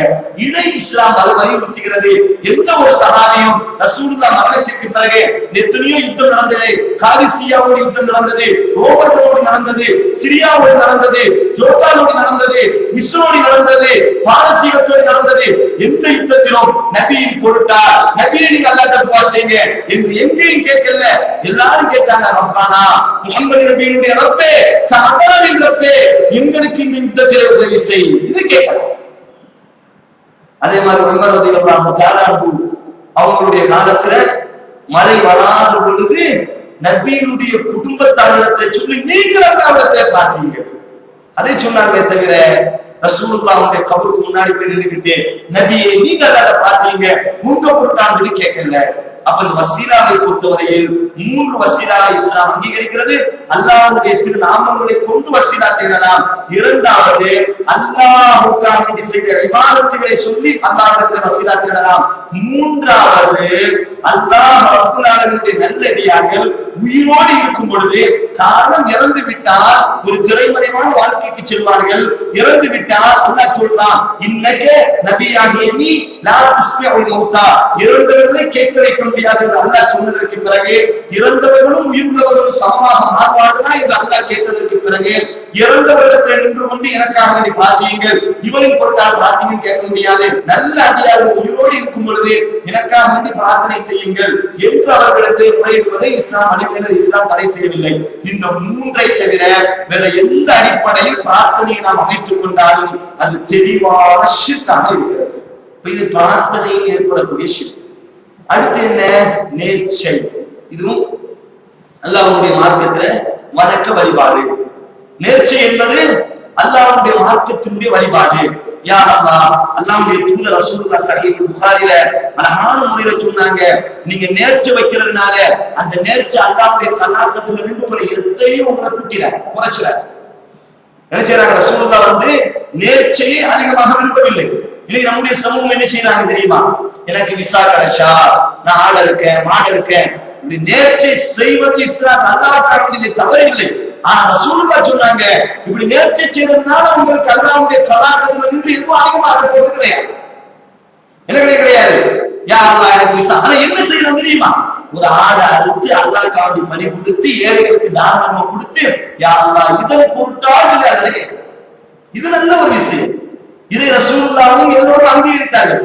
இந்த நேர்ச்சையும் இஸ்லாத்தில் உள்ளதுதான். ஆனா ரசூலுல்லாஹ் நேர்ச்சையை பற்றி சொல்லும் பொழுது என்ன சொன்னார்கள் என்று சொன்னால், நீங்க நேர்ச்சை செய்வதனால் அந்த நேர்ச்சை உங்களுக்கு எதையும் அதிகப்படுத்துவது கிடையாது. ஆனா நேர்ச்சை செய்து விட்டால் அது நிறைவேற்றி ஆகும். அல்லாஹ்வுக்கு மாத்திரம் நேர்ச்சை செய்யணும். ஆள் அறுத்தாக இருக்கட்டும், மாடு அறுப்பதாக இருக்கட்டும், நோன்பு வைப்பதாக இருக்கட்டும், காசு கொடுப்பதாக இருக்கட்டும், ஈத்திகாஃப் எடுப்பதாக இருக்கட்டும், நோன்பு வைப்பது தொழுவது எல்லாம் அல்லாஹ்வுக்கு மாத்திரம் நேர்ச்சை செய்யணும். அல்லாஹ் அல்லாஹ்வுக்கு நேர்ச்சை செய்தார். இந்த கஷ்டம் போனால் நான் ஒரு தர்கால வந்து ஒரு ஆடு அறுக்கிறேன் என்று சொல்லி முடிக்கும் போது காஃபிரா போயிடும். அல்லாஹ் பாதுகாக்கணும். ஏன்? அல்லாஹ் சொல்றான் நேர்ச்சை என்பது ஒரு இபாதத். அது அல்லாஹ்வுக்கு மாத்திரம் செய்யணும். ஆனா நீங்க நம்முடைய சமூகத்தை பாருங்க, நினைச்சுவாங்க நம்முடைய சமூகத்துல அவுலியாக்களுக்கு 10 நாள் நோன்பு வைக்கிறோம், நான் ஒரு தர்கால வந்து நினைச்சுவோம் 10 நாள் தங்குறோம். அல்லாஹ் சொல்றான் மூமின்கள் யார் தெரியுமா? அல்லாஹ்வுடைய பள்ளியில் இத்திகாஃப் இருப்பார்கள் அல்லாஹ் சொல்றான். ஆனா நம்முடைய சமூகத்தினுடைய பெண்கள், நம்முடைய சமூகத்தினுடைய ஆண்கள், இதெல்லாம் அதான் அக்கீதா. நம்முடைய சமூகம் அறியாத சமூகமாக, விளங்காத சமூகமாக, இதை சமூகத்துல சொல்றதுக்கு ஆளில்லாத சூழ்நிலையை பார்க்கிறோம். அப்ப நேர்ச்சை என்பது அல்லாஹ்வுக்கு மாத்திரம்தான். அல்லாஹ் வேற யாருக்கு நேர்ச்சை கொண்டு போய் வச்சுட்டாலும் சரி இஸ்லாத்தை விட்டு வெளியே சென்று விடுவான். ஆனா இந்த நேர்ச்சையினால எந்த ஒரு கலாச்சாரத்தையும் உங்களுக்கு அதிகப்படுத்த போறது கிடையாது. அப்படி நேர்ச்சை செய்து விட்டால் நேர்ச்சையை நீங்கள் நிறைவேற்றியே ஆக வேண்டும். அதே போல அல்லாஹ்வுடைய தூதர்ட்ட வராங்க, யார சொல்லலாம் சாபித் இப்னு ஸஹாப் என்று சொல்லக்கூடிய அதாவது ஒரு சஹாபி அல்லாஹ்வுடைய தூதர்ட்ட வந்து சொல்றாங்க, சாதிபு உபாதா என்று சொல்லக்கூடிய ஒரு சஹாபி ரசூலுல்லாஹ் வராங்க, யார சொல்லலாம் என்னுடைய தாய் ஒரு நேர்ச்சை வைத்திருந்தார்கள், என்னுடைய தாய் மரணித்து விட்டார்கள், இப்பொழுது அந்த நேர்ச்சியை நான் நிறைவேற்றலாமா? அல்லாஹ்வுடைய தூதர் சொல்லி நிறைவேற்று. இப்ப என்னுடைய தந்தை என்ன செய்யறாரு? யா அல்லாஹ், உதாரணத்திற்கு இது நடந்தால் இந்த ஒரு 10 நாளைக்கு நான் நோன்பு வைக்கிறேன், உனக்காக நேர்ச்சி வைக்கிறார். அவர் என்ன செஞ்சிட்டாரு? அது நடந்துட்டு அதுக்கு பிறகு இறந்து போயிட்டார். இப்ப அந்த நேர்ச்சியை அவர் நிறைவேற்றவில்லை. அப்ப நான் அந்த நேர்ச்சியை நிறைவேற்ற வேண்டும். அதே மாதிரி ரசூலுல்லாஹ்ட்ட ஒரு சஹாபி பெண்மணி ஒரு சஹாபி வராங்க, யா ரசூலுல்லாஹ், இமாம் புகாரி பதிவு செய்றாங்க, என்னுடைய சகோதரி ஹஜ்ஜிக்கு போறதா நேர்ச்சை பண்ணிருந்தாங்க, ஹஜ்ஜிக்கு போறதா நேர்ச்சை பண்ணிருந்தாங்க, என் சகோதரி இறந்துட்டாங்க, இப்ப நான் என்ன செய்ய? ரசூலுல்லாஹ் கேட்பாங்க, உன் சகோதரிக்கு கடன் இருந்தா நீ அந்த கடன் அடைக்கணுமா இல்லையா? ஆம் யா ரசூலுல்லாஹ். அப்ப உலகத்தின் கடனையே நீ அடைக்க வேண்டும், ஆனால் அல்லாஹ்வுக்கு செய்த கடன் அல்லவா அது நீ அடைக்க வேண்டும். அப்ப நேர்ச்சை என்பது நான் மட்டுமல்ல, என் தாயோ, என் தந்தையோ, என் சகோதரியோ, என் மனைவியோ, என்னுடைய மகன் மகளோ யாராவது நேர்ச்சை செய்து அவர்கள் மரணித்து விட்டால் அந்த நேர்ச்சையை நிறைவேற்றுவது என்னுடைய கடமையாக இருக்கிறது. அடுத்து என்ன? கிறுக்குத்தனமான நேர்ச்சைகள் செய்வதற்கு இஸ்லாமில் அனுமதி இல்லை. இது நம்முடைய சமூகத்துல விளக்கம். என்ன செய்யறது? இது நடந்து விட்டால் நாக்கில வேறு குத்துறேன், இது நடந்து விட்டால் நடந்துகிட்டே காபாவுக்கு வாரேன், இது நடந்து விட்டால் என்ன செய்ய செருப்பு போடாமையே துள்ள நடப்பேன். இதெல்லாம் நம்முடைய சமூகத்துல இருக்குங்க. நம்முடைய சமூகத்தில் இன்றைக்கும் இருக்கு. தங்களை ரசூலுல்லாஹ் சொன்னாங்க, உங்களை வேதனைப்படுத்துவதற்கு. அல்லாஹ்வுடைய தூதர் ஒரு சஹாபி ரசூலுல்லாஹ் ஜும்மா பேசிட்டு இருக்காங்க. ஒரு சஹாபி வெயில நிக்கிறாரு. அப்போ ஒரு சஹாபி வெயில நிக்கிறாரு, யார்கிட்டையும் பேசல. ரசூலுல்லாஹ் அவர் ஏன் நிக்கிறாரு முதல்ல? அவர் ஏன் வெயில நிக்கிறாரு முதல்ல? அவர் ஏன் யார்கிட்டையும் பேச மாட்டேங்கிறாரு? அவர் ஏன் நோன்பு வச்சிருக்கிறாரு? சஹாபாக்கள் யாரும் சொல்லுவாங்க, நேர்ச்சி வச்சிருக்காரு. என்ன நேர்ச்சி வச்சிருக்காரு? வெயிலேயே 30 நேர்ச்சி வச்சிருக்காரு. சரி, அடுத்து வேற என்ன? யார்கிட்டையும் பேச மாட்டேன்னு நேர்ச்சி வச்சிருக்காரு. சரி, அடுத்து வேற என்ன? உட்காரவே மாட்டேன்னு நேர்ச்சி வச்சிருக்காரு. சரி, அடுத்து வேற என்ன?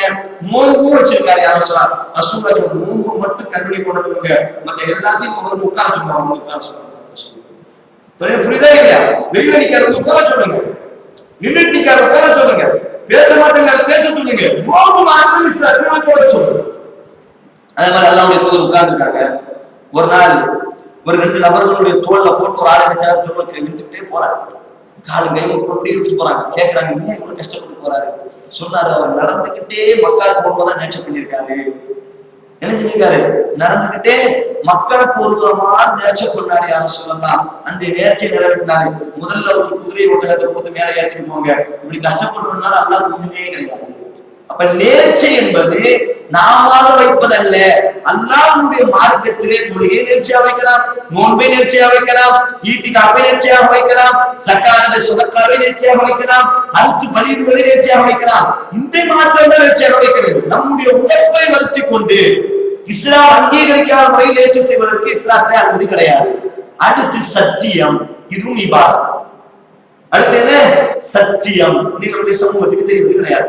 அல்லாஹ்வுடைய தூதர் நபிகள் நாயகம் ஸல்லல்லாஹு அலைஹி வஸல்லம் சொன்னார்கள், மன் ஹனஃப கைரல்லாஹி, அல்லாஹ்வின் மீது ஒருவன் சத்தியம் செய்தால் ஃபக்கத் அஷ்ரக, அவன் இணை வைத்து விட்டான்.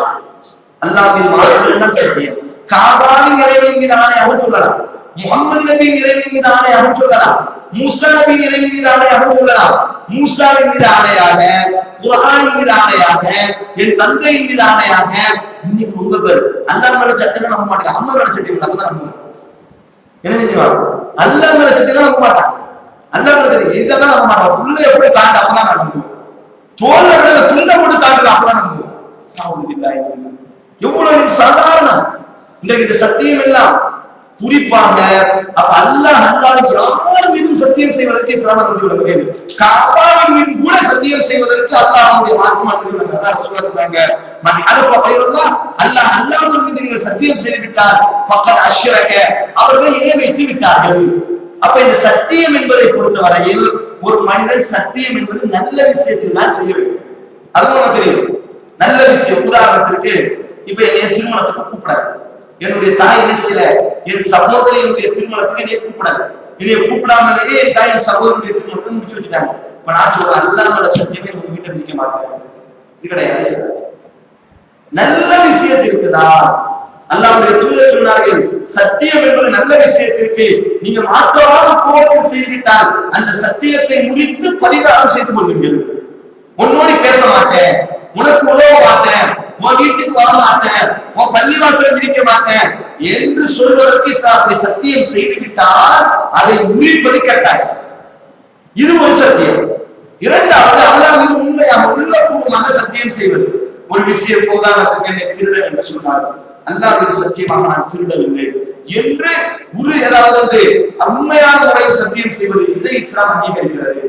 மூன்றாவது ஒரு சத்தியம் இருக்கிறது, அது பிரச்சனை கிடையாது, உறுதிப்படுத்துறதுக்காக வேண்டி அரபு தேசம் சொல்லக்கூடிய சத்தியம், வல்லாஹி தல்லாஹி பில்லாஹி, இது ஒருத்தருடைய வார்த்தையில உறுதி நம்ம நிச்சயமா சொல்றோமா இல்லையா? இந்த நிச்சயம் என்ற வார்த்தைக்கு பதிலா அரபுகள் ஆரம்பத்தில் இருந்து அல்லாஹ் சொல்றான், லா யுஆஹிதுக்கும் அல்லாஹு பில்லஹவி, வீணான சத்தியங்களை அல்லாஹ் பிடிக்க மாட்டான். அல்லாவே சொல்லிட்டான். உறுதிப்படுத்துற பயான் பேசும் பொழுது உறுதிப்படுத்துறதுக்காக சொல்லுவாங்க, பேசிட்டு இருக்கும் பொழுது வல்லாஹி தல்லாஹின்னு சொல்லுவாங்க. இது அல்லாஹ் பிடிக்க மாட்டான். இது தாராளமா உபயோகப்படுத்துறான். அல்லாஹ் பிடிப்பதெல்லாம் ஈமான், உள்ளத்திலிருந்து நம்பிக்கையோடு சத்தியம் செய்கிறீர்களே, அதுக்கு மோசடி செய்தால், அதுக்கு நீங்க போய் சத்தியம் செய்தால் அதை அல்லாஹ் பிடிப்பான். சத்தியத்தை முறித்து விட்டால் என்ன செய்ய வேண்டுமானால் அல்லாஹ் ரப்பல் ஆலமீன் குர்ஆன்ல சொல்றார், ஒரு மனிதன் அல்லாஹ் மீது சத்தியம் செய்துவிட்டு அந்த சத்தியத்தை முறிக்க வேண்டிய நிலைமை. உதாரணத்தை என் குழந்தையோடு நான் பேச மாட்டேன்னு சொல்லி அல்லாஹ் மீது சத்தியம் பண்ணிட்டேன், இது தப்புன்னு தெரிஞ்ச உடனே நான் உடனே முறிக்கிறேன். முறித்தால் அதுக்கு பரிகாரம் கொடுக்கணும். உங்களில் ஒரு மனிதர் சத்தியத்தை முறித்து விட்டால் 10 ஏழைகளுக்கு உணவு கொடுக்க வேண்டும். முதல் விஷயம், நான் ஒரு சத்தியம் பண்ணிட்டேன், அந்த சத்தியத்தை முடிச்சுட்டேன். சரி, சில பேர் கோவத்தை பண்ணிடுவோமா இல்லையா? அபூபக்கர் சித்திக் ரலியல்லாஹு அன்ஹு கோவத்தை சத்தியம் பண்ணாங்க, முடிச்சிட்டாங்க. ஆயிஷா ரலியல்லாஹு அன்ஹா கோவத்தை சத்தியம் பண்ணிருக்காங்க, முடிச்சிருக்காங்க. இதே மாதிரி சத்தியத்துல கோபத்துல ஏதோ ஒரு கோபத்துல பண்ணிட்டோம், அடுத்த தப்புன்னு தெரிஞ்சு நம்ம முடிக்கும் பொழுது அதுக்கு கஃபாராவாக பரிகாரமாக 10 நபர்களுக்கு உணவு கொடுக்க வேண்டும். முதல் ஷரத். அடுத்து அல்லது நீங்கள் எந்த உணவை சாப்பிட்டா அந்த உணவு, நான் 100 ரூபாய்க்கு சாப்பிடுவேன், 100 ரூபாய்க்கு நான் அரிசியை போட்டு வாங்கி கொடுக்கணும். நான் 100 ரூபாய்க்கு சாப்பிட்டு 10 ரூபாய்க்கு அரிசி வாங்கி போய் கொடுக்கக்கூடாது. அதை முடிவடைகிறது. அல்லாஹ் 10 நபர்களுக்கு சாப்பாடு கொடுக்கணும் சொல்லுவாங்க. வயிறு நிரம்ப நீங்க சாப்பிடக்கூடிய அந்த சாப்பாட்டை என்ன செய்யணும்? நீங்க எவ்வளவு ரூபாய்க்கு சாப்பிடுவீங்களோ, நான் ரேஷன் அரிசி தான் வாங்கி சாப்பிடலாம், பிரச்சனை இல்லை. நான் 100 ரூபாய்க்கு வாங்கிட்டு ஃப்ரீயா ரேஷன் கடையில் அரிசியை போட்டு 10 பேருக்கு அரிசி கொடுக்குவேன். 10 மட்டும் சத்தியத்தை முடிச்சுட்டா 10 100 பேருக்கு சும்மா ரேஷன் கடையில் ஃப்ரீயா அரிசி கிடைக்கா இல்லையா? ஆக்கி கொடுத்துருவோம். அது கிடையாது. அல்லாஹ் சொல்றான் சத்தியத்தினுடைய பரிகாரம் 10 நபர்களுக்கு நீங்கள் உணவு கொடுக்க வேண்டும். உங்கள் குடும்பத்திற்கு நடுநிலையாக எதை சாப்பிடுவீர்களோ அதை கொடுங்கள். அல்லது கிஸ்மத்துக்கும் 10 நபர்களுக்கு ஆடை வாங்கி கொடுக்கணும். அவங்க உடுத்துறதுக்கு ஆடை வாங்கி கொடுக்கணும். அல்லது ஒரு அடிமையை விடுதலை செய்ய வேண்டும். இதான் 3 விஷயம். இந்த 3 உங்களால் முடியாவிட்டார் 10 நபருக்கு உணவு கொடுக்க முடியாது, ஏழையா இருக்க, ஆடை வாங்கி கொடுக்க முடியாது, அடிமையை போய் விடுதலை செய்ய முடியாது. இந்த இப்படி இந்த 3ஐயும் நீங்கள் பெற்றுக் கொள்ளாவிட்டால் 3 நாட்கள் நோன்பு வைக்கணும். என்ன செய்யணும்? ஒரு சத்தியத்தை முடித்தால் இந்த 3 இல்லனா சும்மா எல்லாம் பணக்காரர் 3 நாள் வச்சுட்டு காசு பெருமைட்டு இருக்க கூடாது. அல்லாஹ் அதான் சொல்லிட்டான், ஃபமல்லம் யஜித், நீங்கள் பெற்றுக் கொள்ளாவிட்டால் 10 நபருக்கு உணவு கொடுக்கக்கூடிய காசை, 10 நபருக்கு வாங்கி கொடுக்கக்கூடிய ஆடையை, ஒரு அடிமையை நீங்கள் பெற்றுக் கொள்ளாவிட்டால் 3 நபர்களுக்கு நீங்கள் என்ன செய்து கொள்ளுங்கள்? 3 நாட்கள் நீங்கள் நோன்பு வைத்துக் கொள்ளுங்கள் என்பதாக அல்லாஹ் ரப்பல் ஆலமீன் சொல்கிறார். அப்ப இந்த சத்தியம் என்பது இபாதா. இந்த இபாதத்தை அல்லாஹ்வை தவிர வேற யாருக்கும் சமர்ப்பிக்க கூடாது. அடுத்து பணிவு. இதுதான் ரொம்ப முக்கியம். பணிவு. இந்த பணிவு என்பது ஒரு இபாதத். இந்த இபாதத்தை அல்லாஹ்வை தவிர வேற யாருக்கும் சமர்ப்பிக்க கூடாது. யாருக்கும் அன்பு என்பது வேறு, பாசம் என்பது வேறு, பணிவு என்பது வேறு. அல்லாஹ் அக்பர் என்று தொழுகைக்கு முன்னால் நாங்கள் எப்படி தக்பீர் கட்டி நிற்போமோ இதுதான் பணிவு. சுஜூத் என்பது பணிவு, ருக்கு என்பது பணிவு. எழுந்து நிற்பது. ஒரு ஆள் வாராது, மரியாதை பணிபடி எழுந்திருக்காரு. ரசூலுல்லாஹ் பத்தி அரசர்கள் அறிவிக்கிறாங்க, எங்களை ரொம்ப மதிப்புக்குரியவர், அவரை விட எங்களுக்கு மதிப்பு மிக்கவர் இந்த உலகத்திலே யாரும் இல்லை, அவர் வருவார், நாங்கள் எழுந்து நிற்க மாட்டோம். ஆனா இன்னைக்கு என்ன நடக்கு? அவுலியாவின் பெயரால், ஷேக்கின் பெயரால், என்னங்க முரீதின் பெயரால் கேவலம், கேவலம், குஃபார்களை விட மோசம். அவர் காரை விட்டு இறந்தா இவன் குடிச்சுக்கிட்டே நிக்கான். என்னடா இது? அவர் கோழி கடையில போட்டு கோழி வாங்குறது இவன் காலில் உள்ள. என்னது கேட்டா சொல்றது அவரு ஷேக், அவர் ஷேகா இருந்துட்டு போட்டுமே, நபியை விடமா ஒரு ஷேக் வேண்டும்.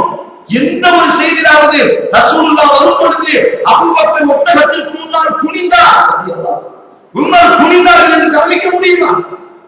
என்ன நடந்து கொண்டிருக்கிறது? ஆட்டுக்கடை வந்து ஆட்டுக்கறி வாங்குவாங்க, அவர் கறியை குடிச்சு கார விட, அவர் காரை விட்டு இறங்குறாரு, குனிஞ்சு மூத்த கூட பார்க்க மாட்டான். என்ன செய்ய மாட்டான்? மூத்த கூட பார்க்க மாட்டான். கேட்டா சொல்றது ஒரு அப்படியா ஷேக். என்ன இளவா இருந்து போட்டுமே, யாரா இருந்து போட்டுமே, அவருக்கு நபி எவ்வளவு மதிப்பு. எழுந்து நிற்பதை கூட, வரும் பொழுது எழுந்து நிற்பதை கூட. ஏன் இஸ்லாம். மனுஷன் என்பது மனுஷன். உனக்கு 2 கை, அவனுக்கு 2 கை, உனக்கு ஆன்மா, அவனுக்கு ஆன்மா. இஸ்லாத்துடைய பேசிக் என்ன? நீ எவ்வளவு இபாதத்து செஞ்சாலும் சரி, மனுஷன் என்ற அந்த கேட்டகரியை விட்டு தாண்ட முடியாது. உலகத்துல மத்த மதத்துல என்ன, ஆன்மீகத்துல கொண்டு போய் ஒரு காட்டுல போய் 10 வருஷம் தவம் செஞ்சா போதும், வெளில ஒரு கனவாக என்ன செய்வாரு, குளத்து மேல நின்றுட்டு குளத்து ஓரத்துல நின்று தவம் செஞ்சுட்டே இருந்தா போதும், வெளியில வரும் பொழுது கடவுளா வருவார். கேட்டா தவம் செஞ்சேன் 40 நாள், 4 மாசம் தவம் செஞ்சேன். தவம் செஞ்சா என்ன? அல்லாஹ்வுடைய மார்க்கம் அதுதான். மனிதன் என்பவன் மனிதன் தான். நபியாக இருந்தாலே ஜிப்ரீல் கூட அல்லாஹ் சொல்வான், ஜிப்ரீலால் கூட அல்லாஹ்வை நெருங்க முடியாது. அவரை விட ஒரு பலமுள்ள ஒரு சக்தி இந்த உலகத்துல இல்ல. அவரால் கூட எவ்வளவு இபாதத்து செய்ய, தலைகீழடி இபாதத்து செய்ய, பூமியில உன்னுடைய தலை எல்லா இடத்திலும் சுற்றுட்டு பண்ணாலும் சரி, மனிதன் என்ற கேட்டகரி விட்டுதான். இன்னமான வசவும் மிசுலுக்கும் இந்த பணிவு சுஜூது இவை அனைத்தும் அல்லாஹ்னா. நபியை உங்களை பத்தி சொல்லுங்க, நான் அல்லாஹ்விட இருந்து வகைவரனா, நபியாக இருக்கலாம், அல்லாஹ்வின் தூதராக இருக்கலாம். ஆனா வசவும் மிசுலுக்கும், உங்களை மாதிரி நான் மனுஷன் தான். இந்த மனுஷன் இந்த கேட்டகரி விட்டு நான் மாட்டேன். இதுதான் இஸ்லாத்துடைய பேசிக். ஆனா இந்த பணிவு என்ன செய்யும் தெரியுமா? இந்த மனிதன் என்ற தன்மையை எடுத்துவிடும் மனிதனுடைய உள்ளத்தில் இருந்து. அதெல்லாம் இல்லையா? அல்லாஹ்வுடைய பள்ளிக்கு முன்னால் தக்பீர் கட்டும் போது வராத பணிவுகள் எல்லாம் ஷேகுக்கு முன்னால் முரீதுகள் பணிவாக இருக்கிறார். அவுலியாக்களுக்கு முன்னால், பள்ளிக்கு முன்னால் அல்லாஹ் தக்பீர் கட்டியவுடன் வராத அழுகைகள் எல்லாம் பெண்களுக்கும் ஆண்களுக்கும் கபரில நின்று கொண்டு கொண்டிருக்கிறது. முடிஞ்சு போச்சு. இதான் பணிவு. இது அல்லாஹ்வுக்கு மாத்திரம் தான். நான் அஸ்ஜுது இல்லல்லா, அல்லாஹ்வை தவிர யாருக்கும் சுஜூத் செய்யக்கூடாது. ஆனா இன்னைக்கு நம்முடைய சமூகத்துல யார் இவர்கள், என்னத்தை படிச்சாங்க, எங்க இருந்து வந்தாங்க? நபியை விட மேலானவங்களா? ஒரு பெரிய கூட்டம், ஒரு இளைஞர் கூட்டம் மூளையை செலவை செய்து கொண்டு தங்களுடைய அறிவுகளை அவமானம் வைத்துக் கொண்டு இன்றைக்கு ஒரு குஃபார்களை விட கேவலமாக குனிந்து கொண்டு, நிமிர்ந்து கொண்டு, அழுது கொண்டு, சுஜூது செய்து கொண்டிருக்கிறது. ஒரு சாதாரண அப்பாவி மனுஷன், அவன் வீட்லயும் டிவி இருக்கு, இவன் வீட்லயும் டிவி இருக்கு. என்னடா ஷேக், என்னங்க ஷேக்னா அவன் வீட்டுக்கு போனா அவன் கொண்டாட்டி இவன் கொண்டாட்டி கூட மாத்தா டெக்கரேஷனா போட்டுட்டு இருக்கா. அவன் வீட்டுக்கு போனா இவன் வீடாச்சு ஏழை வீடா இருக்கு, அவன் வீடு பெரிய மாடி வீடு பில்டிங்கா இருக்கு. இவன் வீட்டுல டிவி, இவன் வீட்டுல இருக்கக்கூடிய பெரிய டிவி அவன் வீட்டுல மாட்டி இருக்கு. என்னடா ஷேக், அறிவு வேண்டாம், அறிவு நம்முடைய சிந்தனை வேண்டாமா? யார் இந்த ஷேக்குகள்?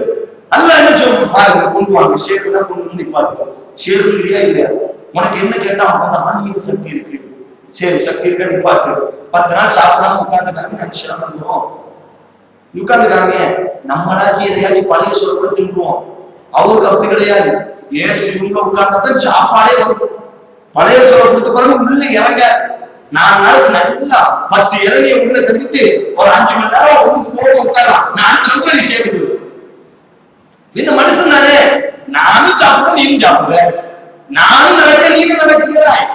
நீனும் மனிதன் அல்லாஹ்வுக்கு முன்னால் முஹம்மது நபியே மனிதராக இருக்கும் பொழுது உனக்கு என்ன அந்த ரசூலுல்லாஹ் சொன்னார்கள், நான் உங்களோட மனுஷன் எனக்காக எழுதிருக்கிறார்கள். காரணம் அல்லாஹ்வின் பார்வையில் முஹம்மது நபி ஒன்றுதான், அபூபக்கர் ஒன்றுதான், எல்லோரும் ஒன்றுதான். மனிதர்கள் அடிப்படை இன்னைக்கு பார்க்கிறோம்.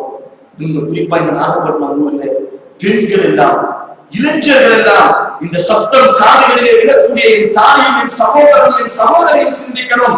நபிக்கு முன்னால் எழுந்திருப்பதை நபி தடை செய்யும் பொழுது சஹாபாக்கள் நபிக்கு முன்னால் எழுந்திருக்காத பொழுது அந்த நபியை விடவுமா உங்களுடைய ஷேக் உயர்ந்து விட்டார், அந்த சஹாபாக்களை விடவுமா நீங்கள் நபிக்கு கொடுக்கக்கூடிய கண்ணியத்தை சஹாபாக்கள் கொடுக்காததை விடவுமா நீங்கள் உங்கள் ஷேக்கு கொடுத்துக் கொண்டிருக்கிறீர்கள். கண்ணுக்கு முன்னாடி பார்க்கிறேன், காலில் விடுகிறார். கண்ணுக்கு முன்னாடி பார்த்தேன், கோழி கடையில ஆட்டுக்கறி கடையில சகோதரர் கொண்டு சொல்றாங்க, கடைக்கு போறோம் போட்டோ மாத்திருக்கு. என்னடா கேட்டா ஷேக் போட்டா. ஒரு போட்டா இருந்தாலே மலக்குமார்கள் ஷேக்களை பத்தி வெளியில போறாங்க. மலக்குமார்களே ரசூலுல்லாஹ் சொன்னாங்களா இல்லையா? உருவப்படம் இருக்கக்கூடிய இடத்துல மலக்குமார்கள் நுழைய வேண்டாம். வாசலே ஆமா இந்த செய்தா மட்டும்தான் உள்ளவா, மலக்கு யாரும் நடத்த இன்னைக்கு இதாயிரம் நாம செய்திருக்காங்க. நல்லா மாற்றணும், நல்லா ஹிதாயத்தை கொடுக்கணும். பாக்குறோம் போட்டோ மாட்டி வச்சு பிடிக்கிற கடையில. அந்த போட்டோக்கு முன்னாடி நின்று குடிஞ்சு பிடிச்சி போட்டோக்கு மாலை போடுறான். கடையை திறந்து போட்டோவை தூக்கி போடுறான். யாரு முஸ்லீம், யார் தொடக்கூடியவன், யார் தாடி வச்சவன், யார் ஆதிஷா செஞ்சுட்டு இருக்க. எங்க போச்சு ஈமான்? என்ன சிந்தனையில போய்கிட்டு இருக்கோம்? அவர் உபயோகப்படுத்துறது, அவர் தண்ணி குடிச்சிட்டு பக்கத்துல வச்சுட்டா போதுமா? இதான் பணிவுகள். எல்லா வேலை பணிவுனா இதுதான். தண்ணி குடிச்சிட்டு பக்கத்துல வச்சுட்டா போதுமா? அதை போட்டு போட்டு குடிக்கிறதுக்கு சண்டையை பார்க்கணும். அவர் ஏதாச்சும் ஒரு ரூபா கொடுப்பாரு, இவன் லட்சமா கொண்டு போய் தட்டுவான். அவர் ஒரு ரூபா கொடுப்பாரு, எனக்கு 10 ரூபா கொடுப்பாரு. இவன் எடுத்துருவான், லட்சமா ஒரு காலில கொண்டு போய் கொடுப்பான். உண்மை என்ன செய்யணும்? ஷேகா இல்ல, நீ ஒரு ரூபா கொடுத்துட்டு அவன் ஒரு 10 லட்சம் தான். அதானே முரீத நான் பலப்படுத்துறேன், முரீத சொர்க்கத்துக்கு கூட்டு போறேன். சொர்க்கம் தான் ரெண்டாவது, முதல்ல வீட்டுக்கு கடனாப்பா பார்ப்போம். உன் வீட்டுக்கு நாங்க வாடகை கொடுத்துட்டு இருக்கேன், உன் வீட்டை கட்டி கொடுத்ததை நாங்கள் தானே, நீ சாப்பிடுறத எங்க பேசுறாங்க? இந்த சிங்கள வேண்டாமா? ஒரு ரூபா கொடுப்பாரா? இந்த 10 ரூபாய், ஒரு ரூபா 10 ரூபாய சேகு தரமாட்டே வச்சுக்கிறான். சில பேர் சொல்லிட்டு போறான், சேகு நகை வெட்டுவாங்கம்மா, நகத்தை போட்டோம்னா அந்த நகத்தை எடுத்துட்டு நான் மரணிச்சுட்டா என் கஃனோடு சேர்த்து இந்த நகத்தை வைங்க, நாளைக்கு என் சேது கபூர்ல எனக்கு பதிலா கேள்வி கேட்பார். கேள்விக்கு மலக்குமார்கள் கேள்வி கேட்கும் பொழுது என் சேது வந்து என் சேதின் நகம் பதில் சொல்லு. என்ன நினைத்துக் கொண்டீங்க மலக்குமார்களை? இங்க +2 தேர்வுக்கே விட்டு அடிக்க முடிய மாட்டேங்குது, பறக்கப்பட வந்து பிடிச்சிருந்தா அது யாருடைய இம்திஹான்? அல்லாஹ்வின் இம்திஹானா இல்லையா? சொல்றது என்னது? ஷேக் அல்லாஹ் மீது ஆணையாக சொல்கிறேன், நடந்து கொண்டிருக்கிறது. ஷேഖினுடைய நிச்சி ஜனாசாவிலே கூடப்படுகிறது. ஷேக்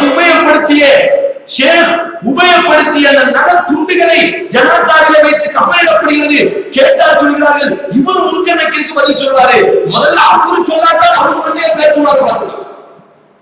அவரு சொல்லாட்டாலும் அவர் மட்டும் பேசப்படும் அந்த முன்கணக்கினுடைய கருத்தை என்ன நினைத்துக் கொண்டிருக்கிறோம்? ஏதோ மனத்துமார்கள் உட்கார்ந்து பண்ணு, மந்த பாஷை என்னுடைய மொழிதான்ப்பா, பேசுவாப்பா. இந்த 2 லட்சம் கொடுக்கக்கூடிய இடமா அது? சிபாரிசு பண்ணக்கூடிய இடமா அது? அன்பார்ந்த சகோதரர்களே, அல்லாஹ்வுடைய தூதர் ரசூலுல்லாஹ் உமர் ரலியல்லாஹு காலத்துல ஒரு இடம், ரசூலுல்லாஹும் சஹாபாக்களும் ஒட்டுமொத்த சஹாபாக்களும் பையத்துர் ரிதுவான், அதாவது ஹுதைபியா உடன்படிக்கை நடத்திய ஒரு மரம். அல்லாஹ்வே சொல்றான், தஹ்த ஷஜரா, அல்லாஹ்வே சொல்றான் மரத்திற்கு கீழே ஒப்பந்தம் செய்தார்கள். அந்த மரத்தை அல்லாஹ் குர்ஆன்ல சொல்றான். அப்போ சஹாபாக்கள், எல்லா சஹாபாக்களும் நபியும் அந்த மரத்துக்கு கீழே நின்று கொண்டு ஒப்பந்தம் செய்த ஒரு இடம். சஹாபாக்கள் மாறியாச்சு, அபூபக்கருடைய காலம் போயாச்சு. உமர் தன்னுடைய ஆட்சி காலத்துல ஒரு நாள் உமர் ரலியல்லாஹு தகவல் வருது, உமர் அவர்களே அந்த மரம் உங்களுக்கு தெரியுமா? தஹ்த ஷஜரா, குர்ஆன்ல அல்லாஹ் மரத்தை சொல்லிருக்காங்க, தெரியும். அந்த மரத்துக்கு கீழே தானே நம்ம பையத்து செஞ்சோம், ஆமா தெரியும். இப்ப சில நபர்கள் மக்காவுக்கு ஹஜ்ஜிக்கு போகும் பொழுது, நல்லா கேளு, மக்காவுக்கு ஹஜ்ஜிக்கு போகும் பொழுது அந்த மரத்திற்கு கீழே நின்று கொண்டு அல்லாஹ்வுக்காக வேண்டி நின்று கை தூக்குறாங்க. யாருக்கு அப்படிதான் சொல்றாரு? அல்லாஹ்வுக்காக வேண்டி நபி நின்ற இடம் இல்லையா? உமர் அபூபக்கர் நின்ற இடம் இல்லையா? சஹாபாக்கள் நின்ற இடம் இல்லையா? புனிதமான இடம் இல்லையா? குர்ஆன்ல அல்லாஹ் புகழ்ந்த மரம் இல்லையா? குர்ஆன்ல அல்லாஹ் சொன்ன மரம் இல்லையா? அப்ப இந்த மரத்துக்கு சொல்லி இந்த இடத்துக்கு சொல்லி ஒரு பரக்கத்து என்ற அடிப்படையில் என்ன செய்கிறார்கள்? அல்லாஹ்வுக்காக வேண்டி அங்க தக்பீர் கட்டி 2 ரக்காத் தொழுகிறாங்க. சொன்ன உடனே உமர் ரலியல்லாஹு அடுத்த வார்த்தை சொன்னார்கள். உடனே தன்னுடைய பணியாளர் அனுப்பினாங்க, மரத்தை வெட்டி வீழ்த்துங்க. மரத்தை என்ன செய்யணும்? வெட்டி தூரத்துக்கு போடுங்க. நபி நிற்கலாம், குர்ஆன்ல சொல்லலாம், என்ன செய்யலாம். என் நபி அந்த சுன்னத்தை காமிக்காத பொழுது, என்னுடைய அபூபக்கர் நின்று தொழாத பொழுது, எங்களுக்கு நின்று தொழுவது நன்மை என்று எங்க நபி இந்த ரப்போல் கற்றுத்தராத பொழுது, அங்க நின்று தொழுவது நன்மை, அந்த இடத்திற்கு ஒரு சிறப்பு இருக்கிறது என்று நம்புவதனால் அதை தூக்கி விட்டு வீசுங்க. அடுத்த ஒருத்தை இமாம் புகாரி பதிவு செய்றாங்க, அந்த மலையின் அடையாளமே தெரியல. இன்னைக்கு அந்த மலையின் அடையாளம் தெரியல. எப்படி? ஆனா இவன் என்ன செய்யறான்? செருப்பு பிடிச்சு அடிச்சுட்டு கண்ணால பார்த்தேன், செருப்பு பிடிச்சு முத்திக்கிறான். கேட்ட பறக்கத்து செருப்பு போட்டாரா? அந்த செருப்பு பறக்கத்தான். நபி நின்று மரம், குர்ஆன்ல சொன்ன மரத்துக்கே பறக்கத்தில்லை என்று வரும் பொழுது எங்கே இந்த சமூகம் போய் கொண்டிருக்கிறது? இந்த பணிவு, யாருக்கும் பணிவு, மரியாதை வைக்கலாம். மதிப்பு கொடுக்கலாம், அன்பு வைக்கலாம். இஸ்லாம் அதை தடை செய்யவே இல்லை. அன்பான ஒருவரை முத்துங்கள். உங்கள் மனைவியை முத்துகிறோம், உங்கள் குழந்தையை நீங்கள் முத்துகிறீர்கள், உங்கள் தாயை முத்துகிறீர்கள். இது அன்பால் வரக்கூடிய முத்தம். ஒருவன் கபரை முத்துகிறான், ஒருவன் ஷேகை முத்துகிறான், ஒருவன் அவுலியாவை முத்துகிறான். இது அன்பால் அல்ல, பக்தியால் பணிவால் வரக்கூடிய முத்தம். இது ஷிர்க். அன்புக்கும் பணிவுக்கும் வேற வித்தியாசம் உண்டு. அப்ப இஸ்லாத்தை பொறுத்த இதெல்லாம் உடல் உறுப்புகளால் செய்யக்கூடிய இபாதா. அதாவது தொழுகையாக இருக்கட்டும், அதே மாதிரி நோன்பு, ஸகாத், ஹஜ்ஜி, பிரார்த்தனை, அதே மாதிரி நேர்ச்சை, சத்தியம், பணிவுகள், இதெல்லாம் உடல் உறுப்புகளால் செய்யக்கூடிய இபாதா. இவை அனைத்தையும் அல்லாஹ்வுதான் செய்யணும். அல்லாஹ்வை தவிர வேற யாருக்கு செஞ்சாலும் சரி, எப்படி உள்ளத்தால் செய்ய வேண்டிய அந்த இபாதாவை அல்லாஹ்வை தவிர மற்ற யாருக்கு செஞ்சாலும் ஷிர்க்குமோ அதே போன்றுதான் நாம் இந்த உடல் உறுப்புகளால் செய்யக்கூடிய இந்த இபாதத்தை பொறுத்தவரையில் அல்லாஹ்வை தவிர வேற யாருக்கு செய்தாலும் அது ஷிர்காக மாறிவிடும். இஸ்லாமிய கொள்கையை விட்டு நாம் சென்று விடுவோம். இன்ஷா அல்லாஹ் வரக்கூடிய மற்ற நாட்களிலே அத்தௌஹீத் அஸ்மா வ சிஃபாத், அல்லாஹ்வுடைய அந்த அழகான தன்மைகள், அழகான பெயர்களை நம்ப வேண்டிய அந்த தௌஹீதை பற்றி இன்ஷா அல்லாஹ் வரக்கூடிய காலங்களை நம்ம பார்ப்போம்.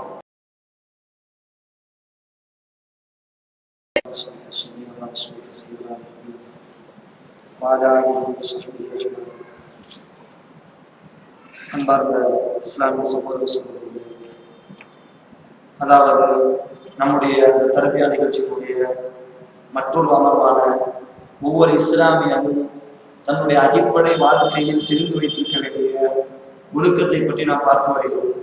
அந்த அடிப்படையில் சென்ற வாரம் தலைவாறுதல், எப்படியெல்லாம் தலைவாரலாம், அதாவது எல்லாம் தூதர் சொல்லியிருந்தார்கள். எண்ணெய் தேய்க்க வேண்டும், தலை வாராமல் பரட்டை தலையாக இருக்கக்கூடாது, தலை வாரும் பொழுது வலது புறத்தை உட்படுத்த வேண்டும், அதே சமயத்தில் அடிக்கடி தலை வாரக்கூடிய பழக்கம் உடையவராகவும் இருக்கக்கூடாது, தலை வாரும் பொழுது யூதர்களுக்கு மாற்றமாக தலை வார வேண்டும். எந்த ஒரு சமூகத்திற்கு ஒப்பாக நம்முடைய முடிகளையோ நம்முடைய சிறிய அலங்காரங்களை வைத்துக் கொள்ளாமல் அவர்களுக்கு மாற்றமாக, இப்ப நம்முடைய முடிவெட்டக்கூடிய அந்த முறையாக இருந்தால் கூட என்ன பேசு. எந்த அடிப்படையில் ஒரு சமூகத்துக்கு என்ன எந்த ஒரு சமயத்தும் ஒரு முஸ்லீம் தனித்து விளங்க வேண்டும். அல்லாஹ்வுடைய தூதர் அவனுடைய நடை யூதர்கள் நசரானுக்கு மாற்றமாக இருக்கும், அவனுடைய ஆடை குஃபார்களுக்கு மாற்றமாக இருக்கும், அவனுடைய பேச்சு குஃபாருக்கு மாற்றமாக இருக்கும், அவனுடைய பழக்க வழக்கம் எல்லாம். ஏன் எந்த அளவுக்கு அவன் போடக்கூடிய செருப்பு, அவன் தலை வாழக்கூடிய அந்த முறை கூட. என்ன காரணம்? முஸ்லீம் என்பவன் தனித்து விளங்க வேண்டும். பார்த்தால் இவன் ஒரு முஸ்லீம், பார்த்தால் இவன் ஒரு இஸ்லாமிய மதத்தை பின்பற்றுகிறான் என்று தனித்து தெரிய வேண்டும். ஆனா இன்னைக்கு என்ன, இன்னைக்கு பள்ளியாசலை விட்டு வெளியில போறாங்க, வர்றது முஸ்லீமா கிறிஸ்தவனாகவே தெரியாத ஒரு சூழ்நிலை பாக்குறதா இல்ல. எல்லா இடங்களிலும் நடக்கும். நம்முடைய ஆணைகளாக இருக்கட்டும், நம்முடைய முகங்களாக இருக்கட்டும், எந்த அடிப்படையை நாம் பார்த்தாலும் அப்ப இந்த அதிசயம் நம்ம என்ன பார்க்கணும் தெரியுமா?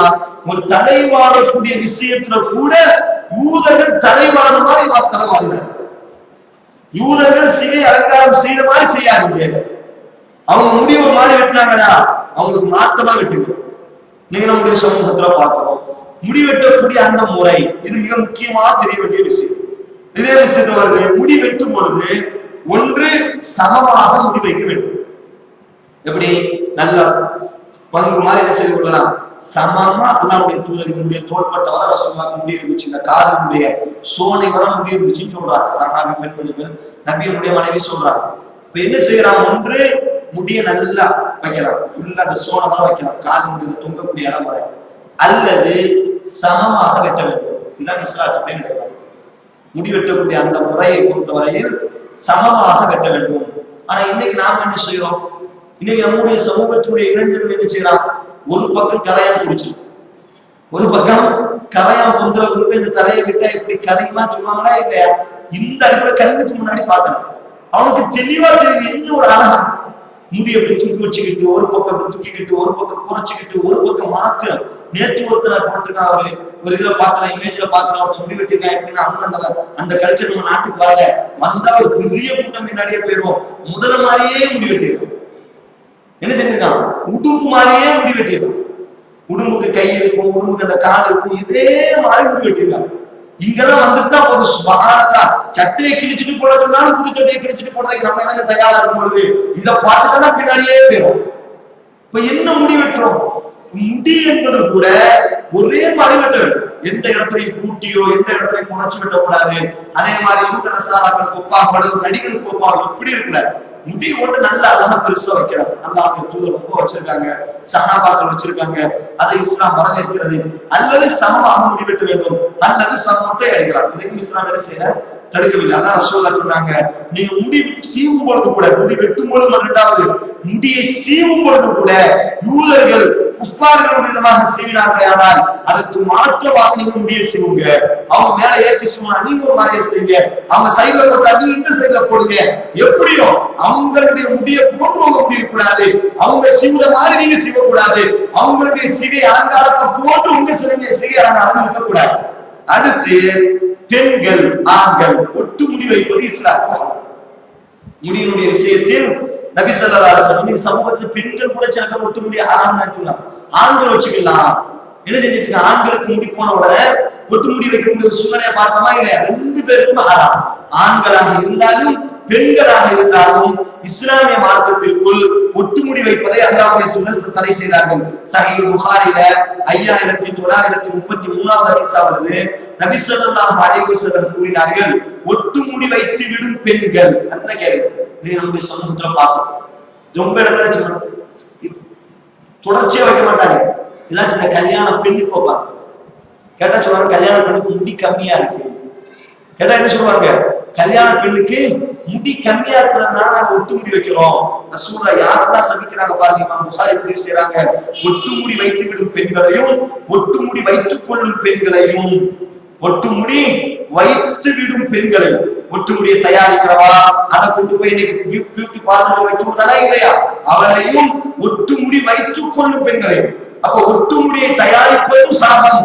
ஒட்டு முடியை நாம் வைக்காம இருந்தாலும் மற்றவங்களுக்கு வாங்கி கொடுப்பது அல்லது அவங்க தலையில வைப்பது அல்லது பியூட்டி பார்லர் என்ற பெயர்ல ஒட்டு முடி வைக்கக்கூடிய வேலை செய்யறது. பியூட்டி பார்லர் வேலை செய்யறது இருக்கட்டும், ஒட்டு முடி வைக்கக்கூடிய அந்த இடத்துல வேலை செய்யறது, ஒட்டு முடி வைக்கக்கூடிய அந்த இடத்துல வேலை செய்வது, தயாரிப்பது எல்லாம் சார். அதான் சொல்றாங்க, ஒட்டு முடி வைத்து விடும் பெண்களையும் ஒட்டு முடி வைத்துக் கொள்ளும் பெண்களையும், பச்சை குத்தி விடும் பெண்களையும் பச்சை குத்தி கொள்ளும் பெண்களையும் அல்லாஹ் சபிக்கிறான். ரசூலுல்லாஹ் சபிக்கல, அல்லாஹ் சபிக்கிறான் என்பதாக நபி ஸல்லல்லாஹு அலைஹி வஸல்லம் அவர்கள் சொன்ன செய்தி இமாம் புகாரி பதிவு செய்றாங்க.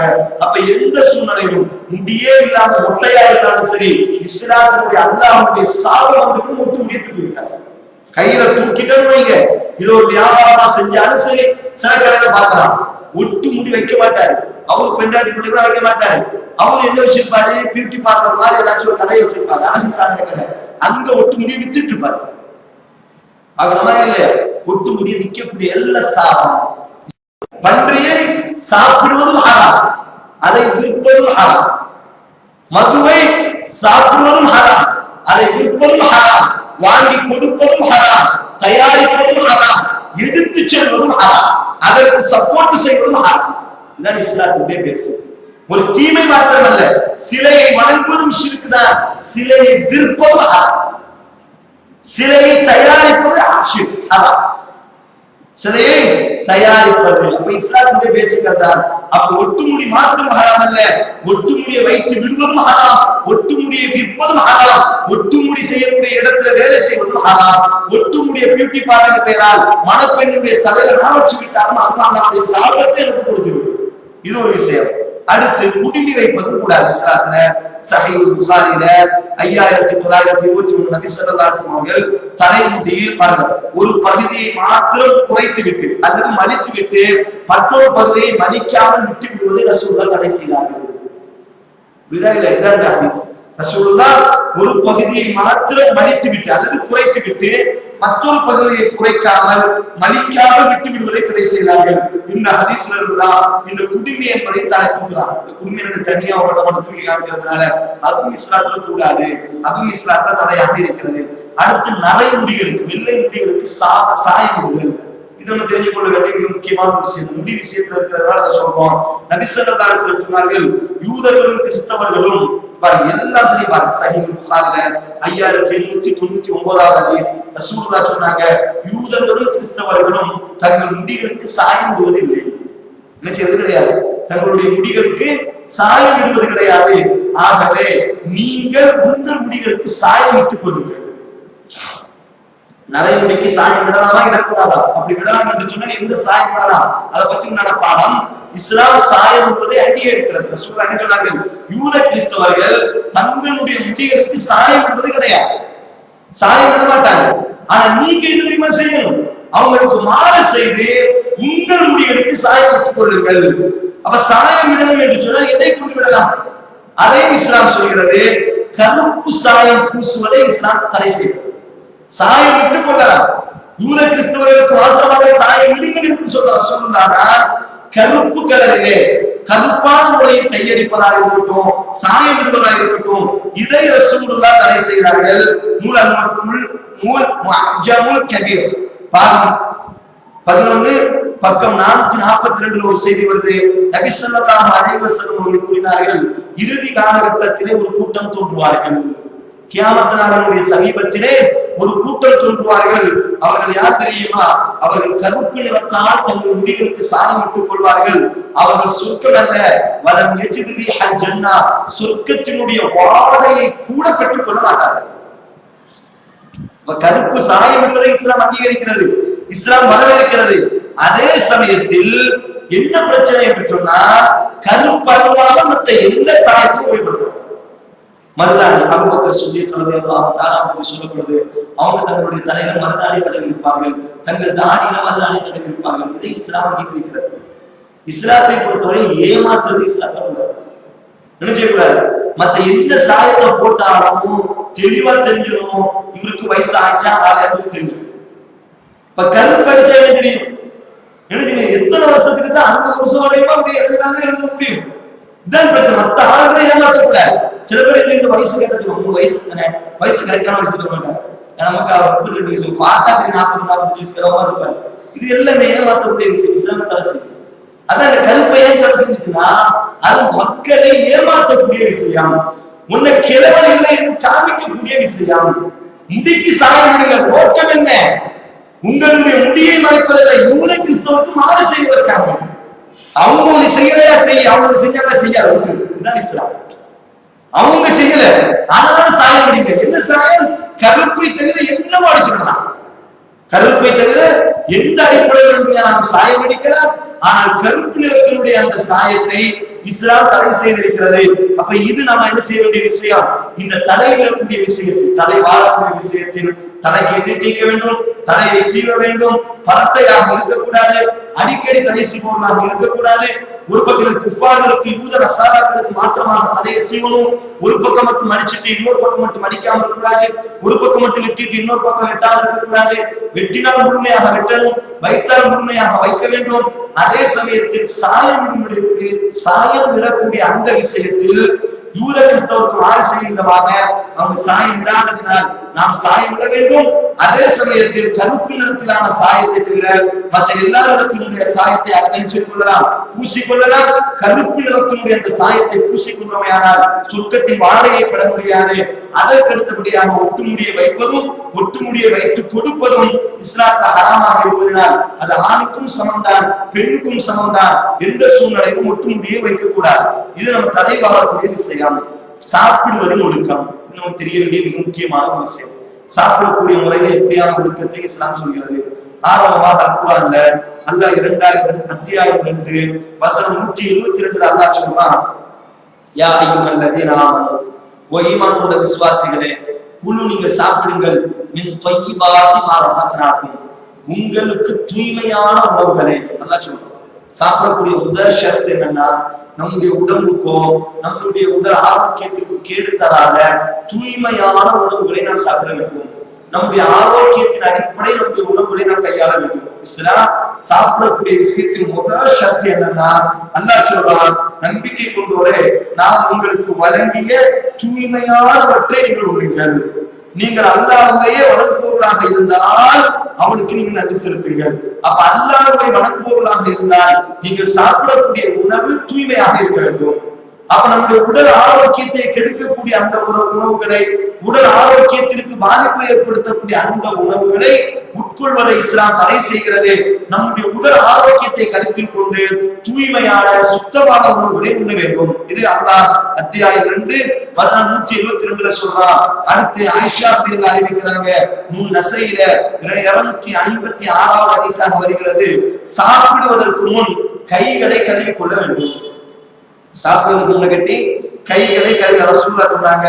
நபி ஸல்லல்லாஹு அலைஹி வஸல்லம் அவர்கள் குளிப்பு கடமையாக இருக்கும் நிலையிலும், நல்ல கேளுங்க, நபி ஸல்லல்லாஹு அலைஹி வஸல்லம் அவர்கள் குளிப்பு கடமையாக இருக்கும் நிலையிலும் சாப்பிடும் பொழுதும் சாப்பிடுவதற்கு முன்னாலும் தனது இரு கைகளையும் கழுவி கொள்வார்கள். ரசூலுல்லாஹ்வுடைய தன்மை குளிப்பு கடமையா இருந்தாலும் ரசூலுல்லாஹ் கை கழுவுவாங்க. அதே சமயத்தில் சாப்பிடும் பொழுதும் அல்லாஹ்வுடைய கை கழுவுவாங்க.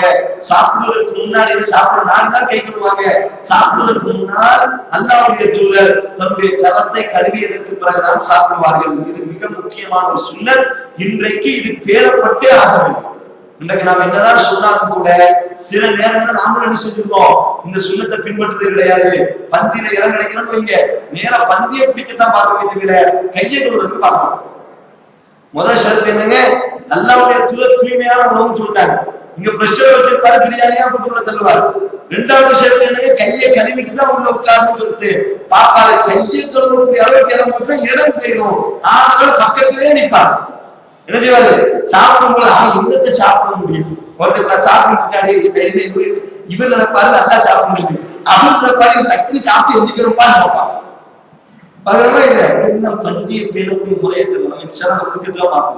விருந்தை எப்படி பேணணும் எதுவுமே நம்ம சமூகத்துக்கு தெரியுது கிடையாது. என்ன ஒரு விருந்து வைக்கிறோம், பின்னாடி கூட நினைச்சுக்கிட்டே இருக்கான், இந்திவா இந்திதா என்ற அம்மாவைய பார்க்கவா, சாப்பாடா பார்க்கவா, ஒரு முட்டை வாங்கிட்டு அப்படின்னு நினைப்பான். இவ்வளவு நேரம் பெண்ணு, இவ்வளவு நேரம் இன்னும் 2 மட்டும் சொல்லணும், ஒரு சோழ வைக்கையடா பாக்குறதா இல்லையா? அப்ப இதுதான் என்ன விஷயம், முதல்ல நீங்க பந்தியை பிடிக்கிறதா கவலை வைக்கிறேன், கையை கொடுவது கிடையாது. அப்புறம் ரசூலுல்லாஹ் சொன்னாங்க, கையை கழுவிட்டு எந்த சூழ்நிலையா இருந்தாலும் சரி கைகளை கழுவி விட்டு தான் நம்முடைய உடலுக்கு நல்ல ஒரு ஆரோக்கியமான விஷயம்.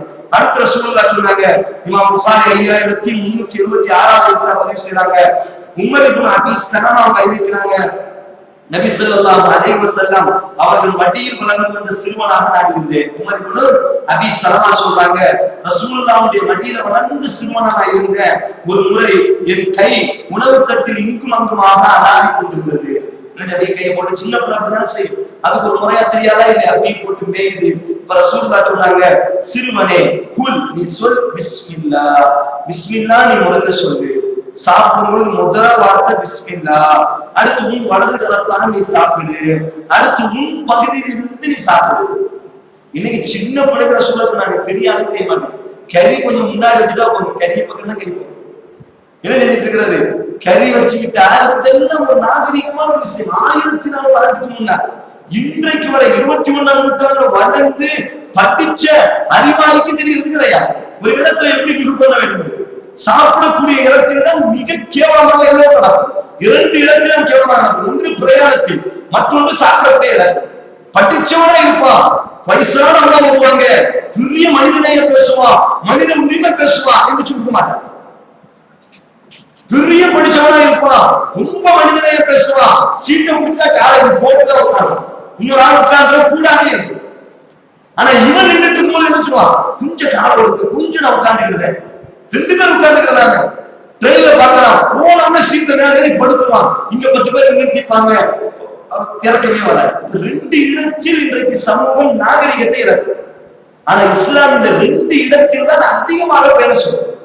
சாப்பிடக்கூடிய இடத்துல பாருங்க, ரொம்ப பேசுவாரு, எல்லாம் சொல்லுவாரு, இட்டிச்சு முட்டி இட்டி போட்டு அவங்க பசுப்பாங்க. பெரியா நிக்கிறாங்க, சின்ன பையன் நிக்கிறாங்க, அதெல்லாம் கிடையாது. நம்ம சாப்பிடணும் போகும். என்ன புரியுதா இல்லையா? அந்த ரொம்ப பேர் நிற்பாங்க. இப்ப இவர் என்ன செய்வாரு, ஃபுல்ல பார்த்தா தெரியும், என்ன சொல்றது, மாப்பிள்ள கறி குறைந்த மாட்டுக்கடா கத்திர உட்கார்ந்தோம்னா டக்குனு போய் உட்கார்ந்து நாகரிகம் பேசக்கூடிய சமூகம். எவ்வளவு ஒரு இனிமா நடக்கிற மாதிரி இல்லையா? உணவு உண்ணக்கூடிய இடங்கள்ல என்ன சொல்றது, கறி குறைதமா இருக்கு, டக்குனு தட்டத்துக்கு கறி மாத்துது. அங்க ஒரு துண்டு கறி கூட இருக்காது, இன்னும் 10 துண்டு கறி நேரம் எடுத்துருவோம். சொல்றவா இல்ல, கறி குறைந்த மாதிரி இருக்கு, 2 பிளேட் மேல தனியா கொண்டு போயிரு. வரக்கூடியவங்க ஒரு கறி இல்லாம சாப்பிட்டு இருக்க, அதை யோசிக்க மாட்டேங்க.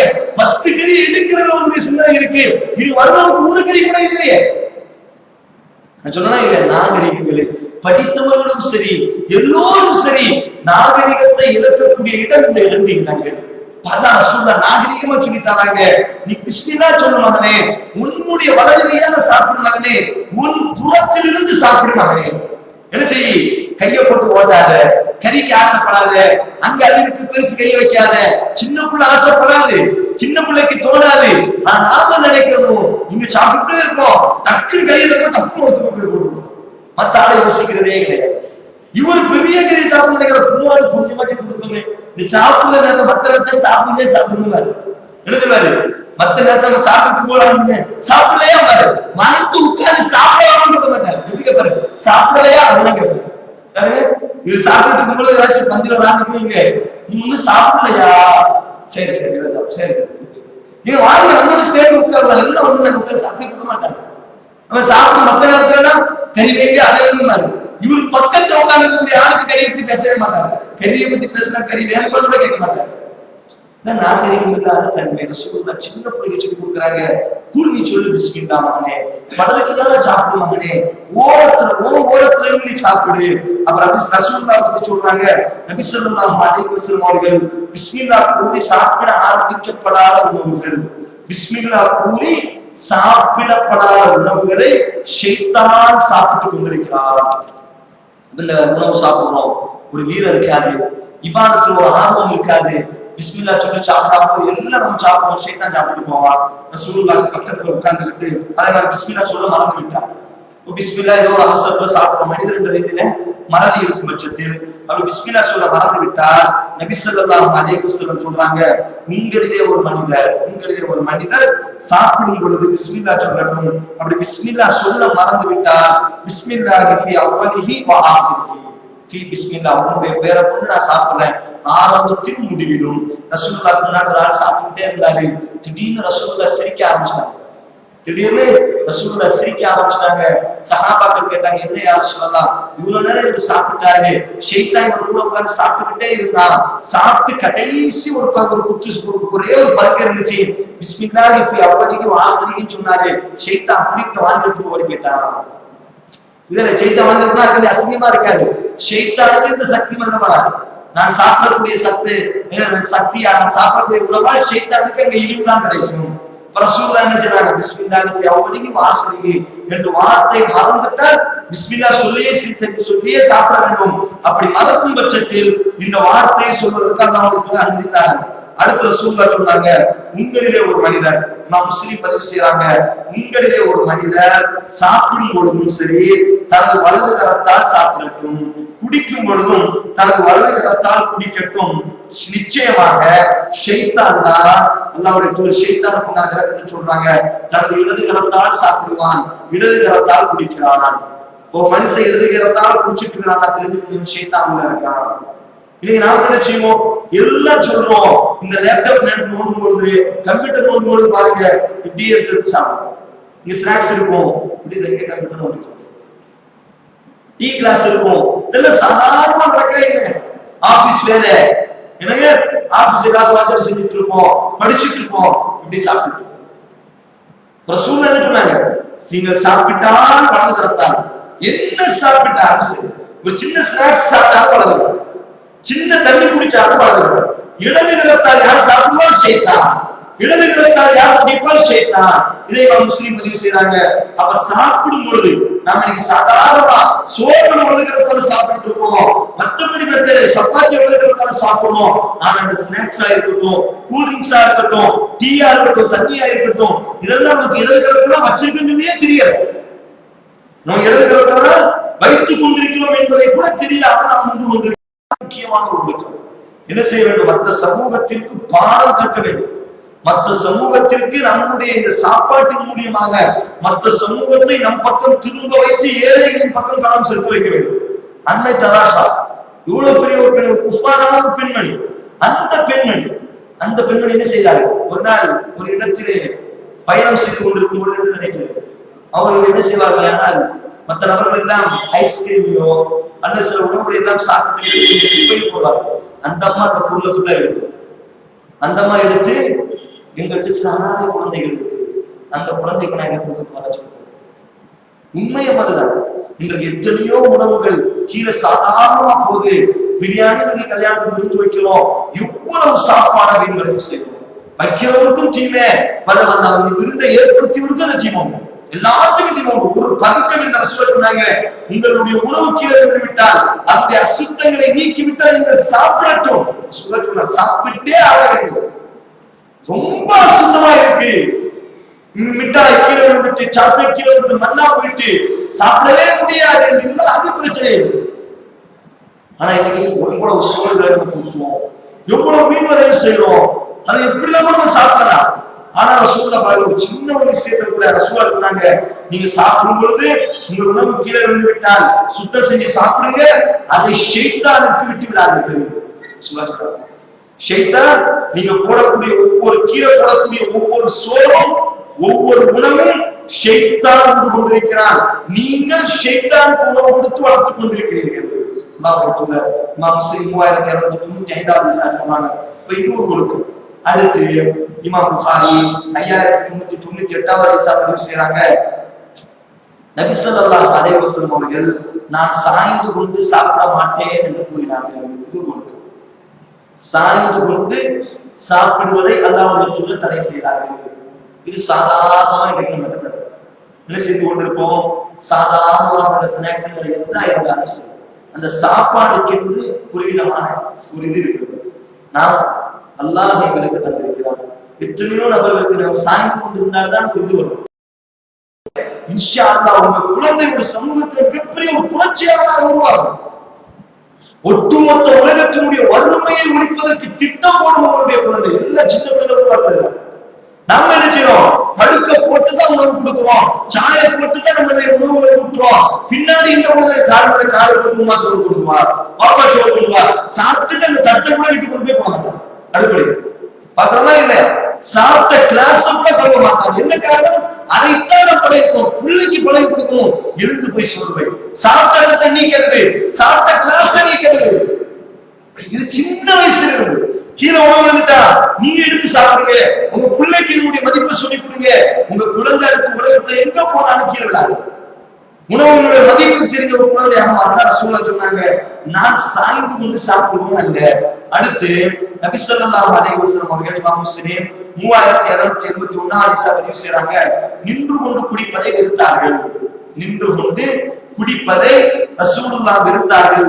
மற்றொரு ஹதீஸ்ல இமாம் முஸ்லிம் பதிவு செய்றாங்க, நபி ஸல்லல்லாஹு அலைஹி வஸல்லம் அவர்கள் நின்று கொண்டு குடிப்பதை தடை செய்தார்கள் அப்படின்னு ஒரு ஹதீஸ் வருது.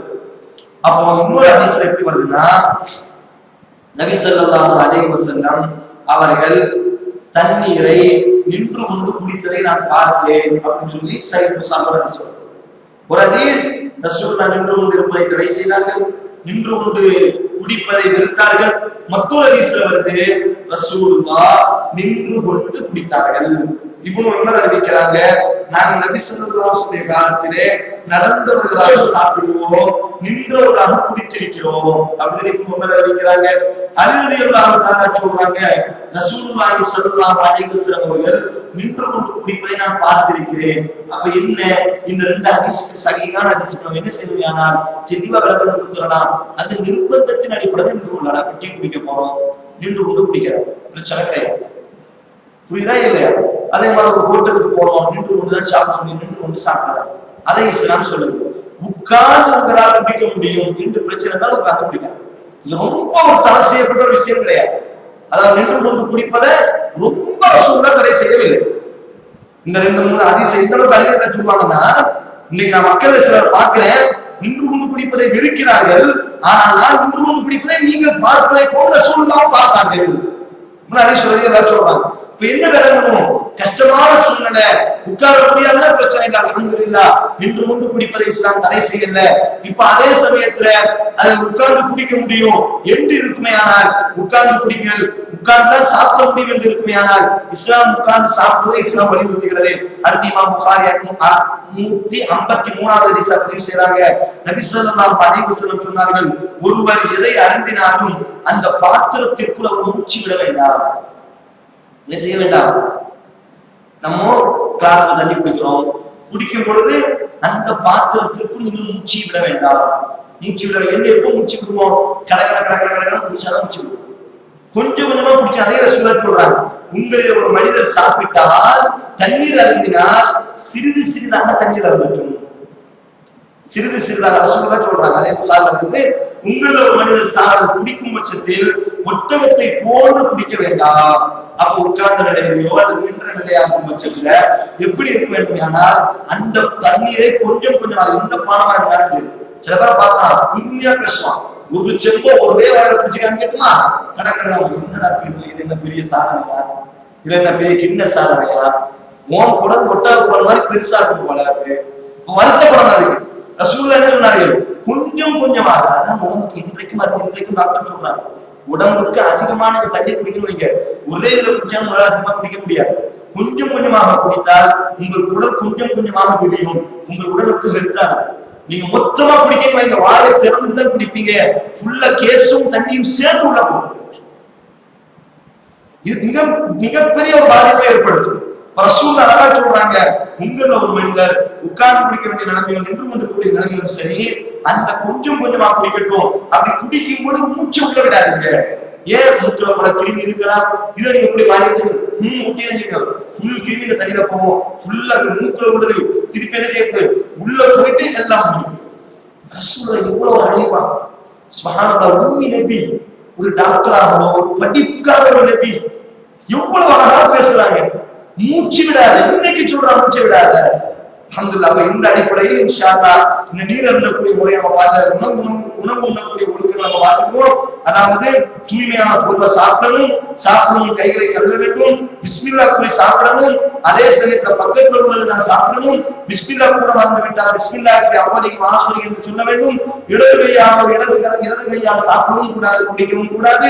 உணவுப் பொருட்கள் கீழே விழுந்து விட்டால் அதை எடுத்து சுத்தம் செய்து சாப்பிட வேண்டும். சாய்ந்து கொண்டு ரசூலுல்லாஹ் சாப்பிடுவதை தடை செய்கிறார்கள். நின்று கொண்டு சாப்பிட இக்கட்டான நிலைமைகளில் நின்று கொண்டு சாப்பிடுவதும் குடிப்பதும் கூடுமானது. உட்கார்ந்து குடிக்க முடியுமே ஆனால் உட்கார்ந்து சாப்பிட முடியுமே ஆனால் உட்கார்ந்து கொண்டும் சாப்பிட வேண்டும். நிர்பந்தமான சூழ்நிலையில் நின்று கொண்டு சாப்பிடலாம். பாத்திரத்துல மூச்சு விடுவதை அல்லாஹ்வுடைய தூதர் தடை செய்தார்கள். ஒரே சமயத்துல வாயில ஒட்டகம் மாதிரி குடிக்கிறது அல்லாஹ்வுடைய தூதர் தடை செய்திருக்கிறார்கள். இன்ஷா அல்லாஹ் மற்ற விளக்கங்களை எல்லாம் வரக்கூடிய காலங்களில் பார்ப்போம்.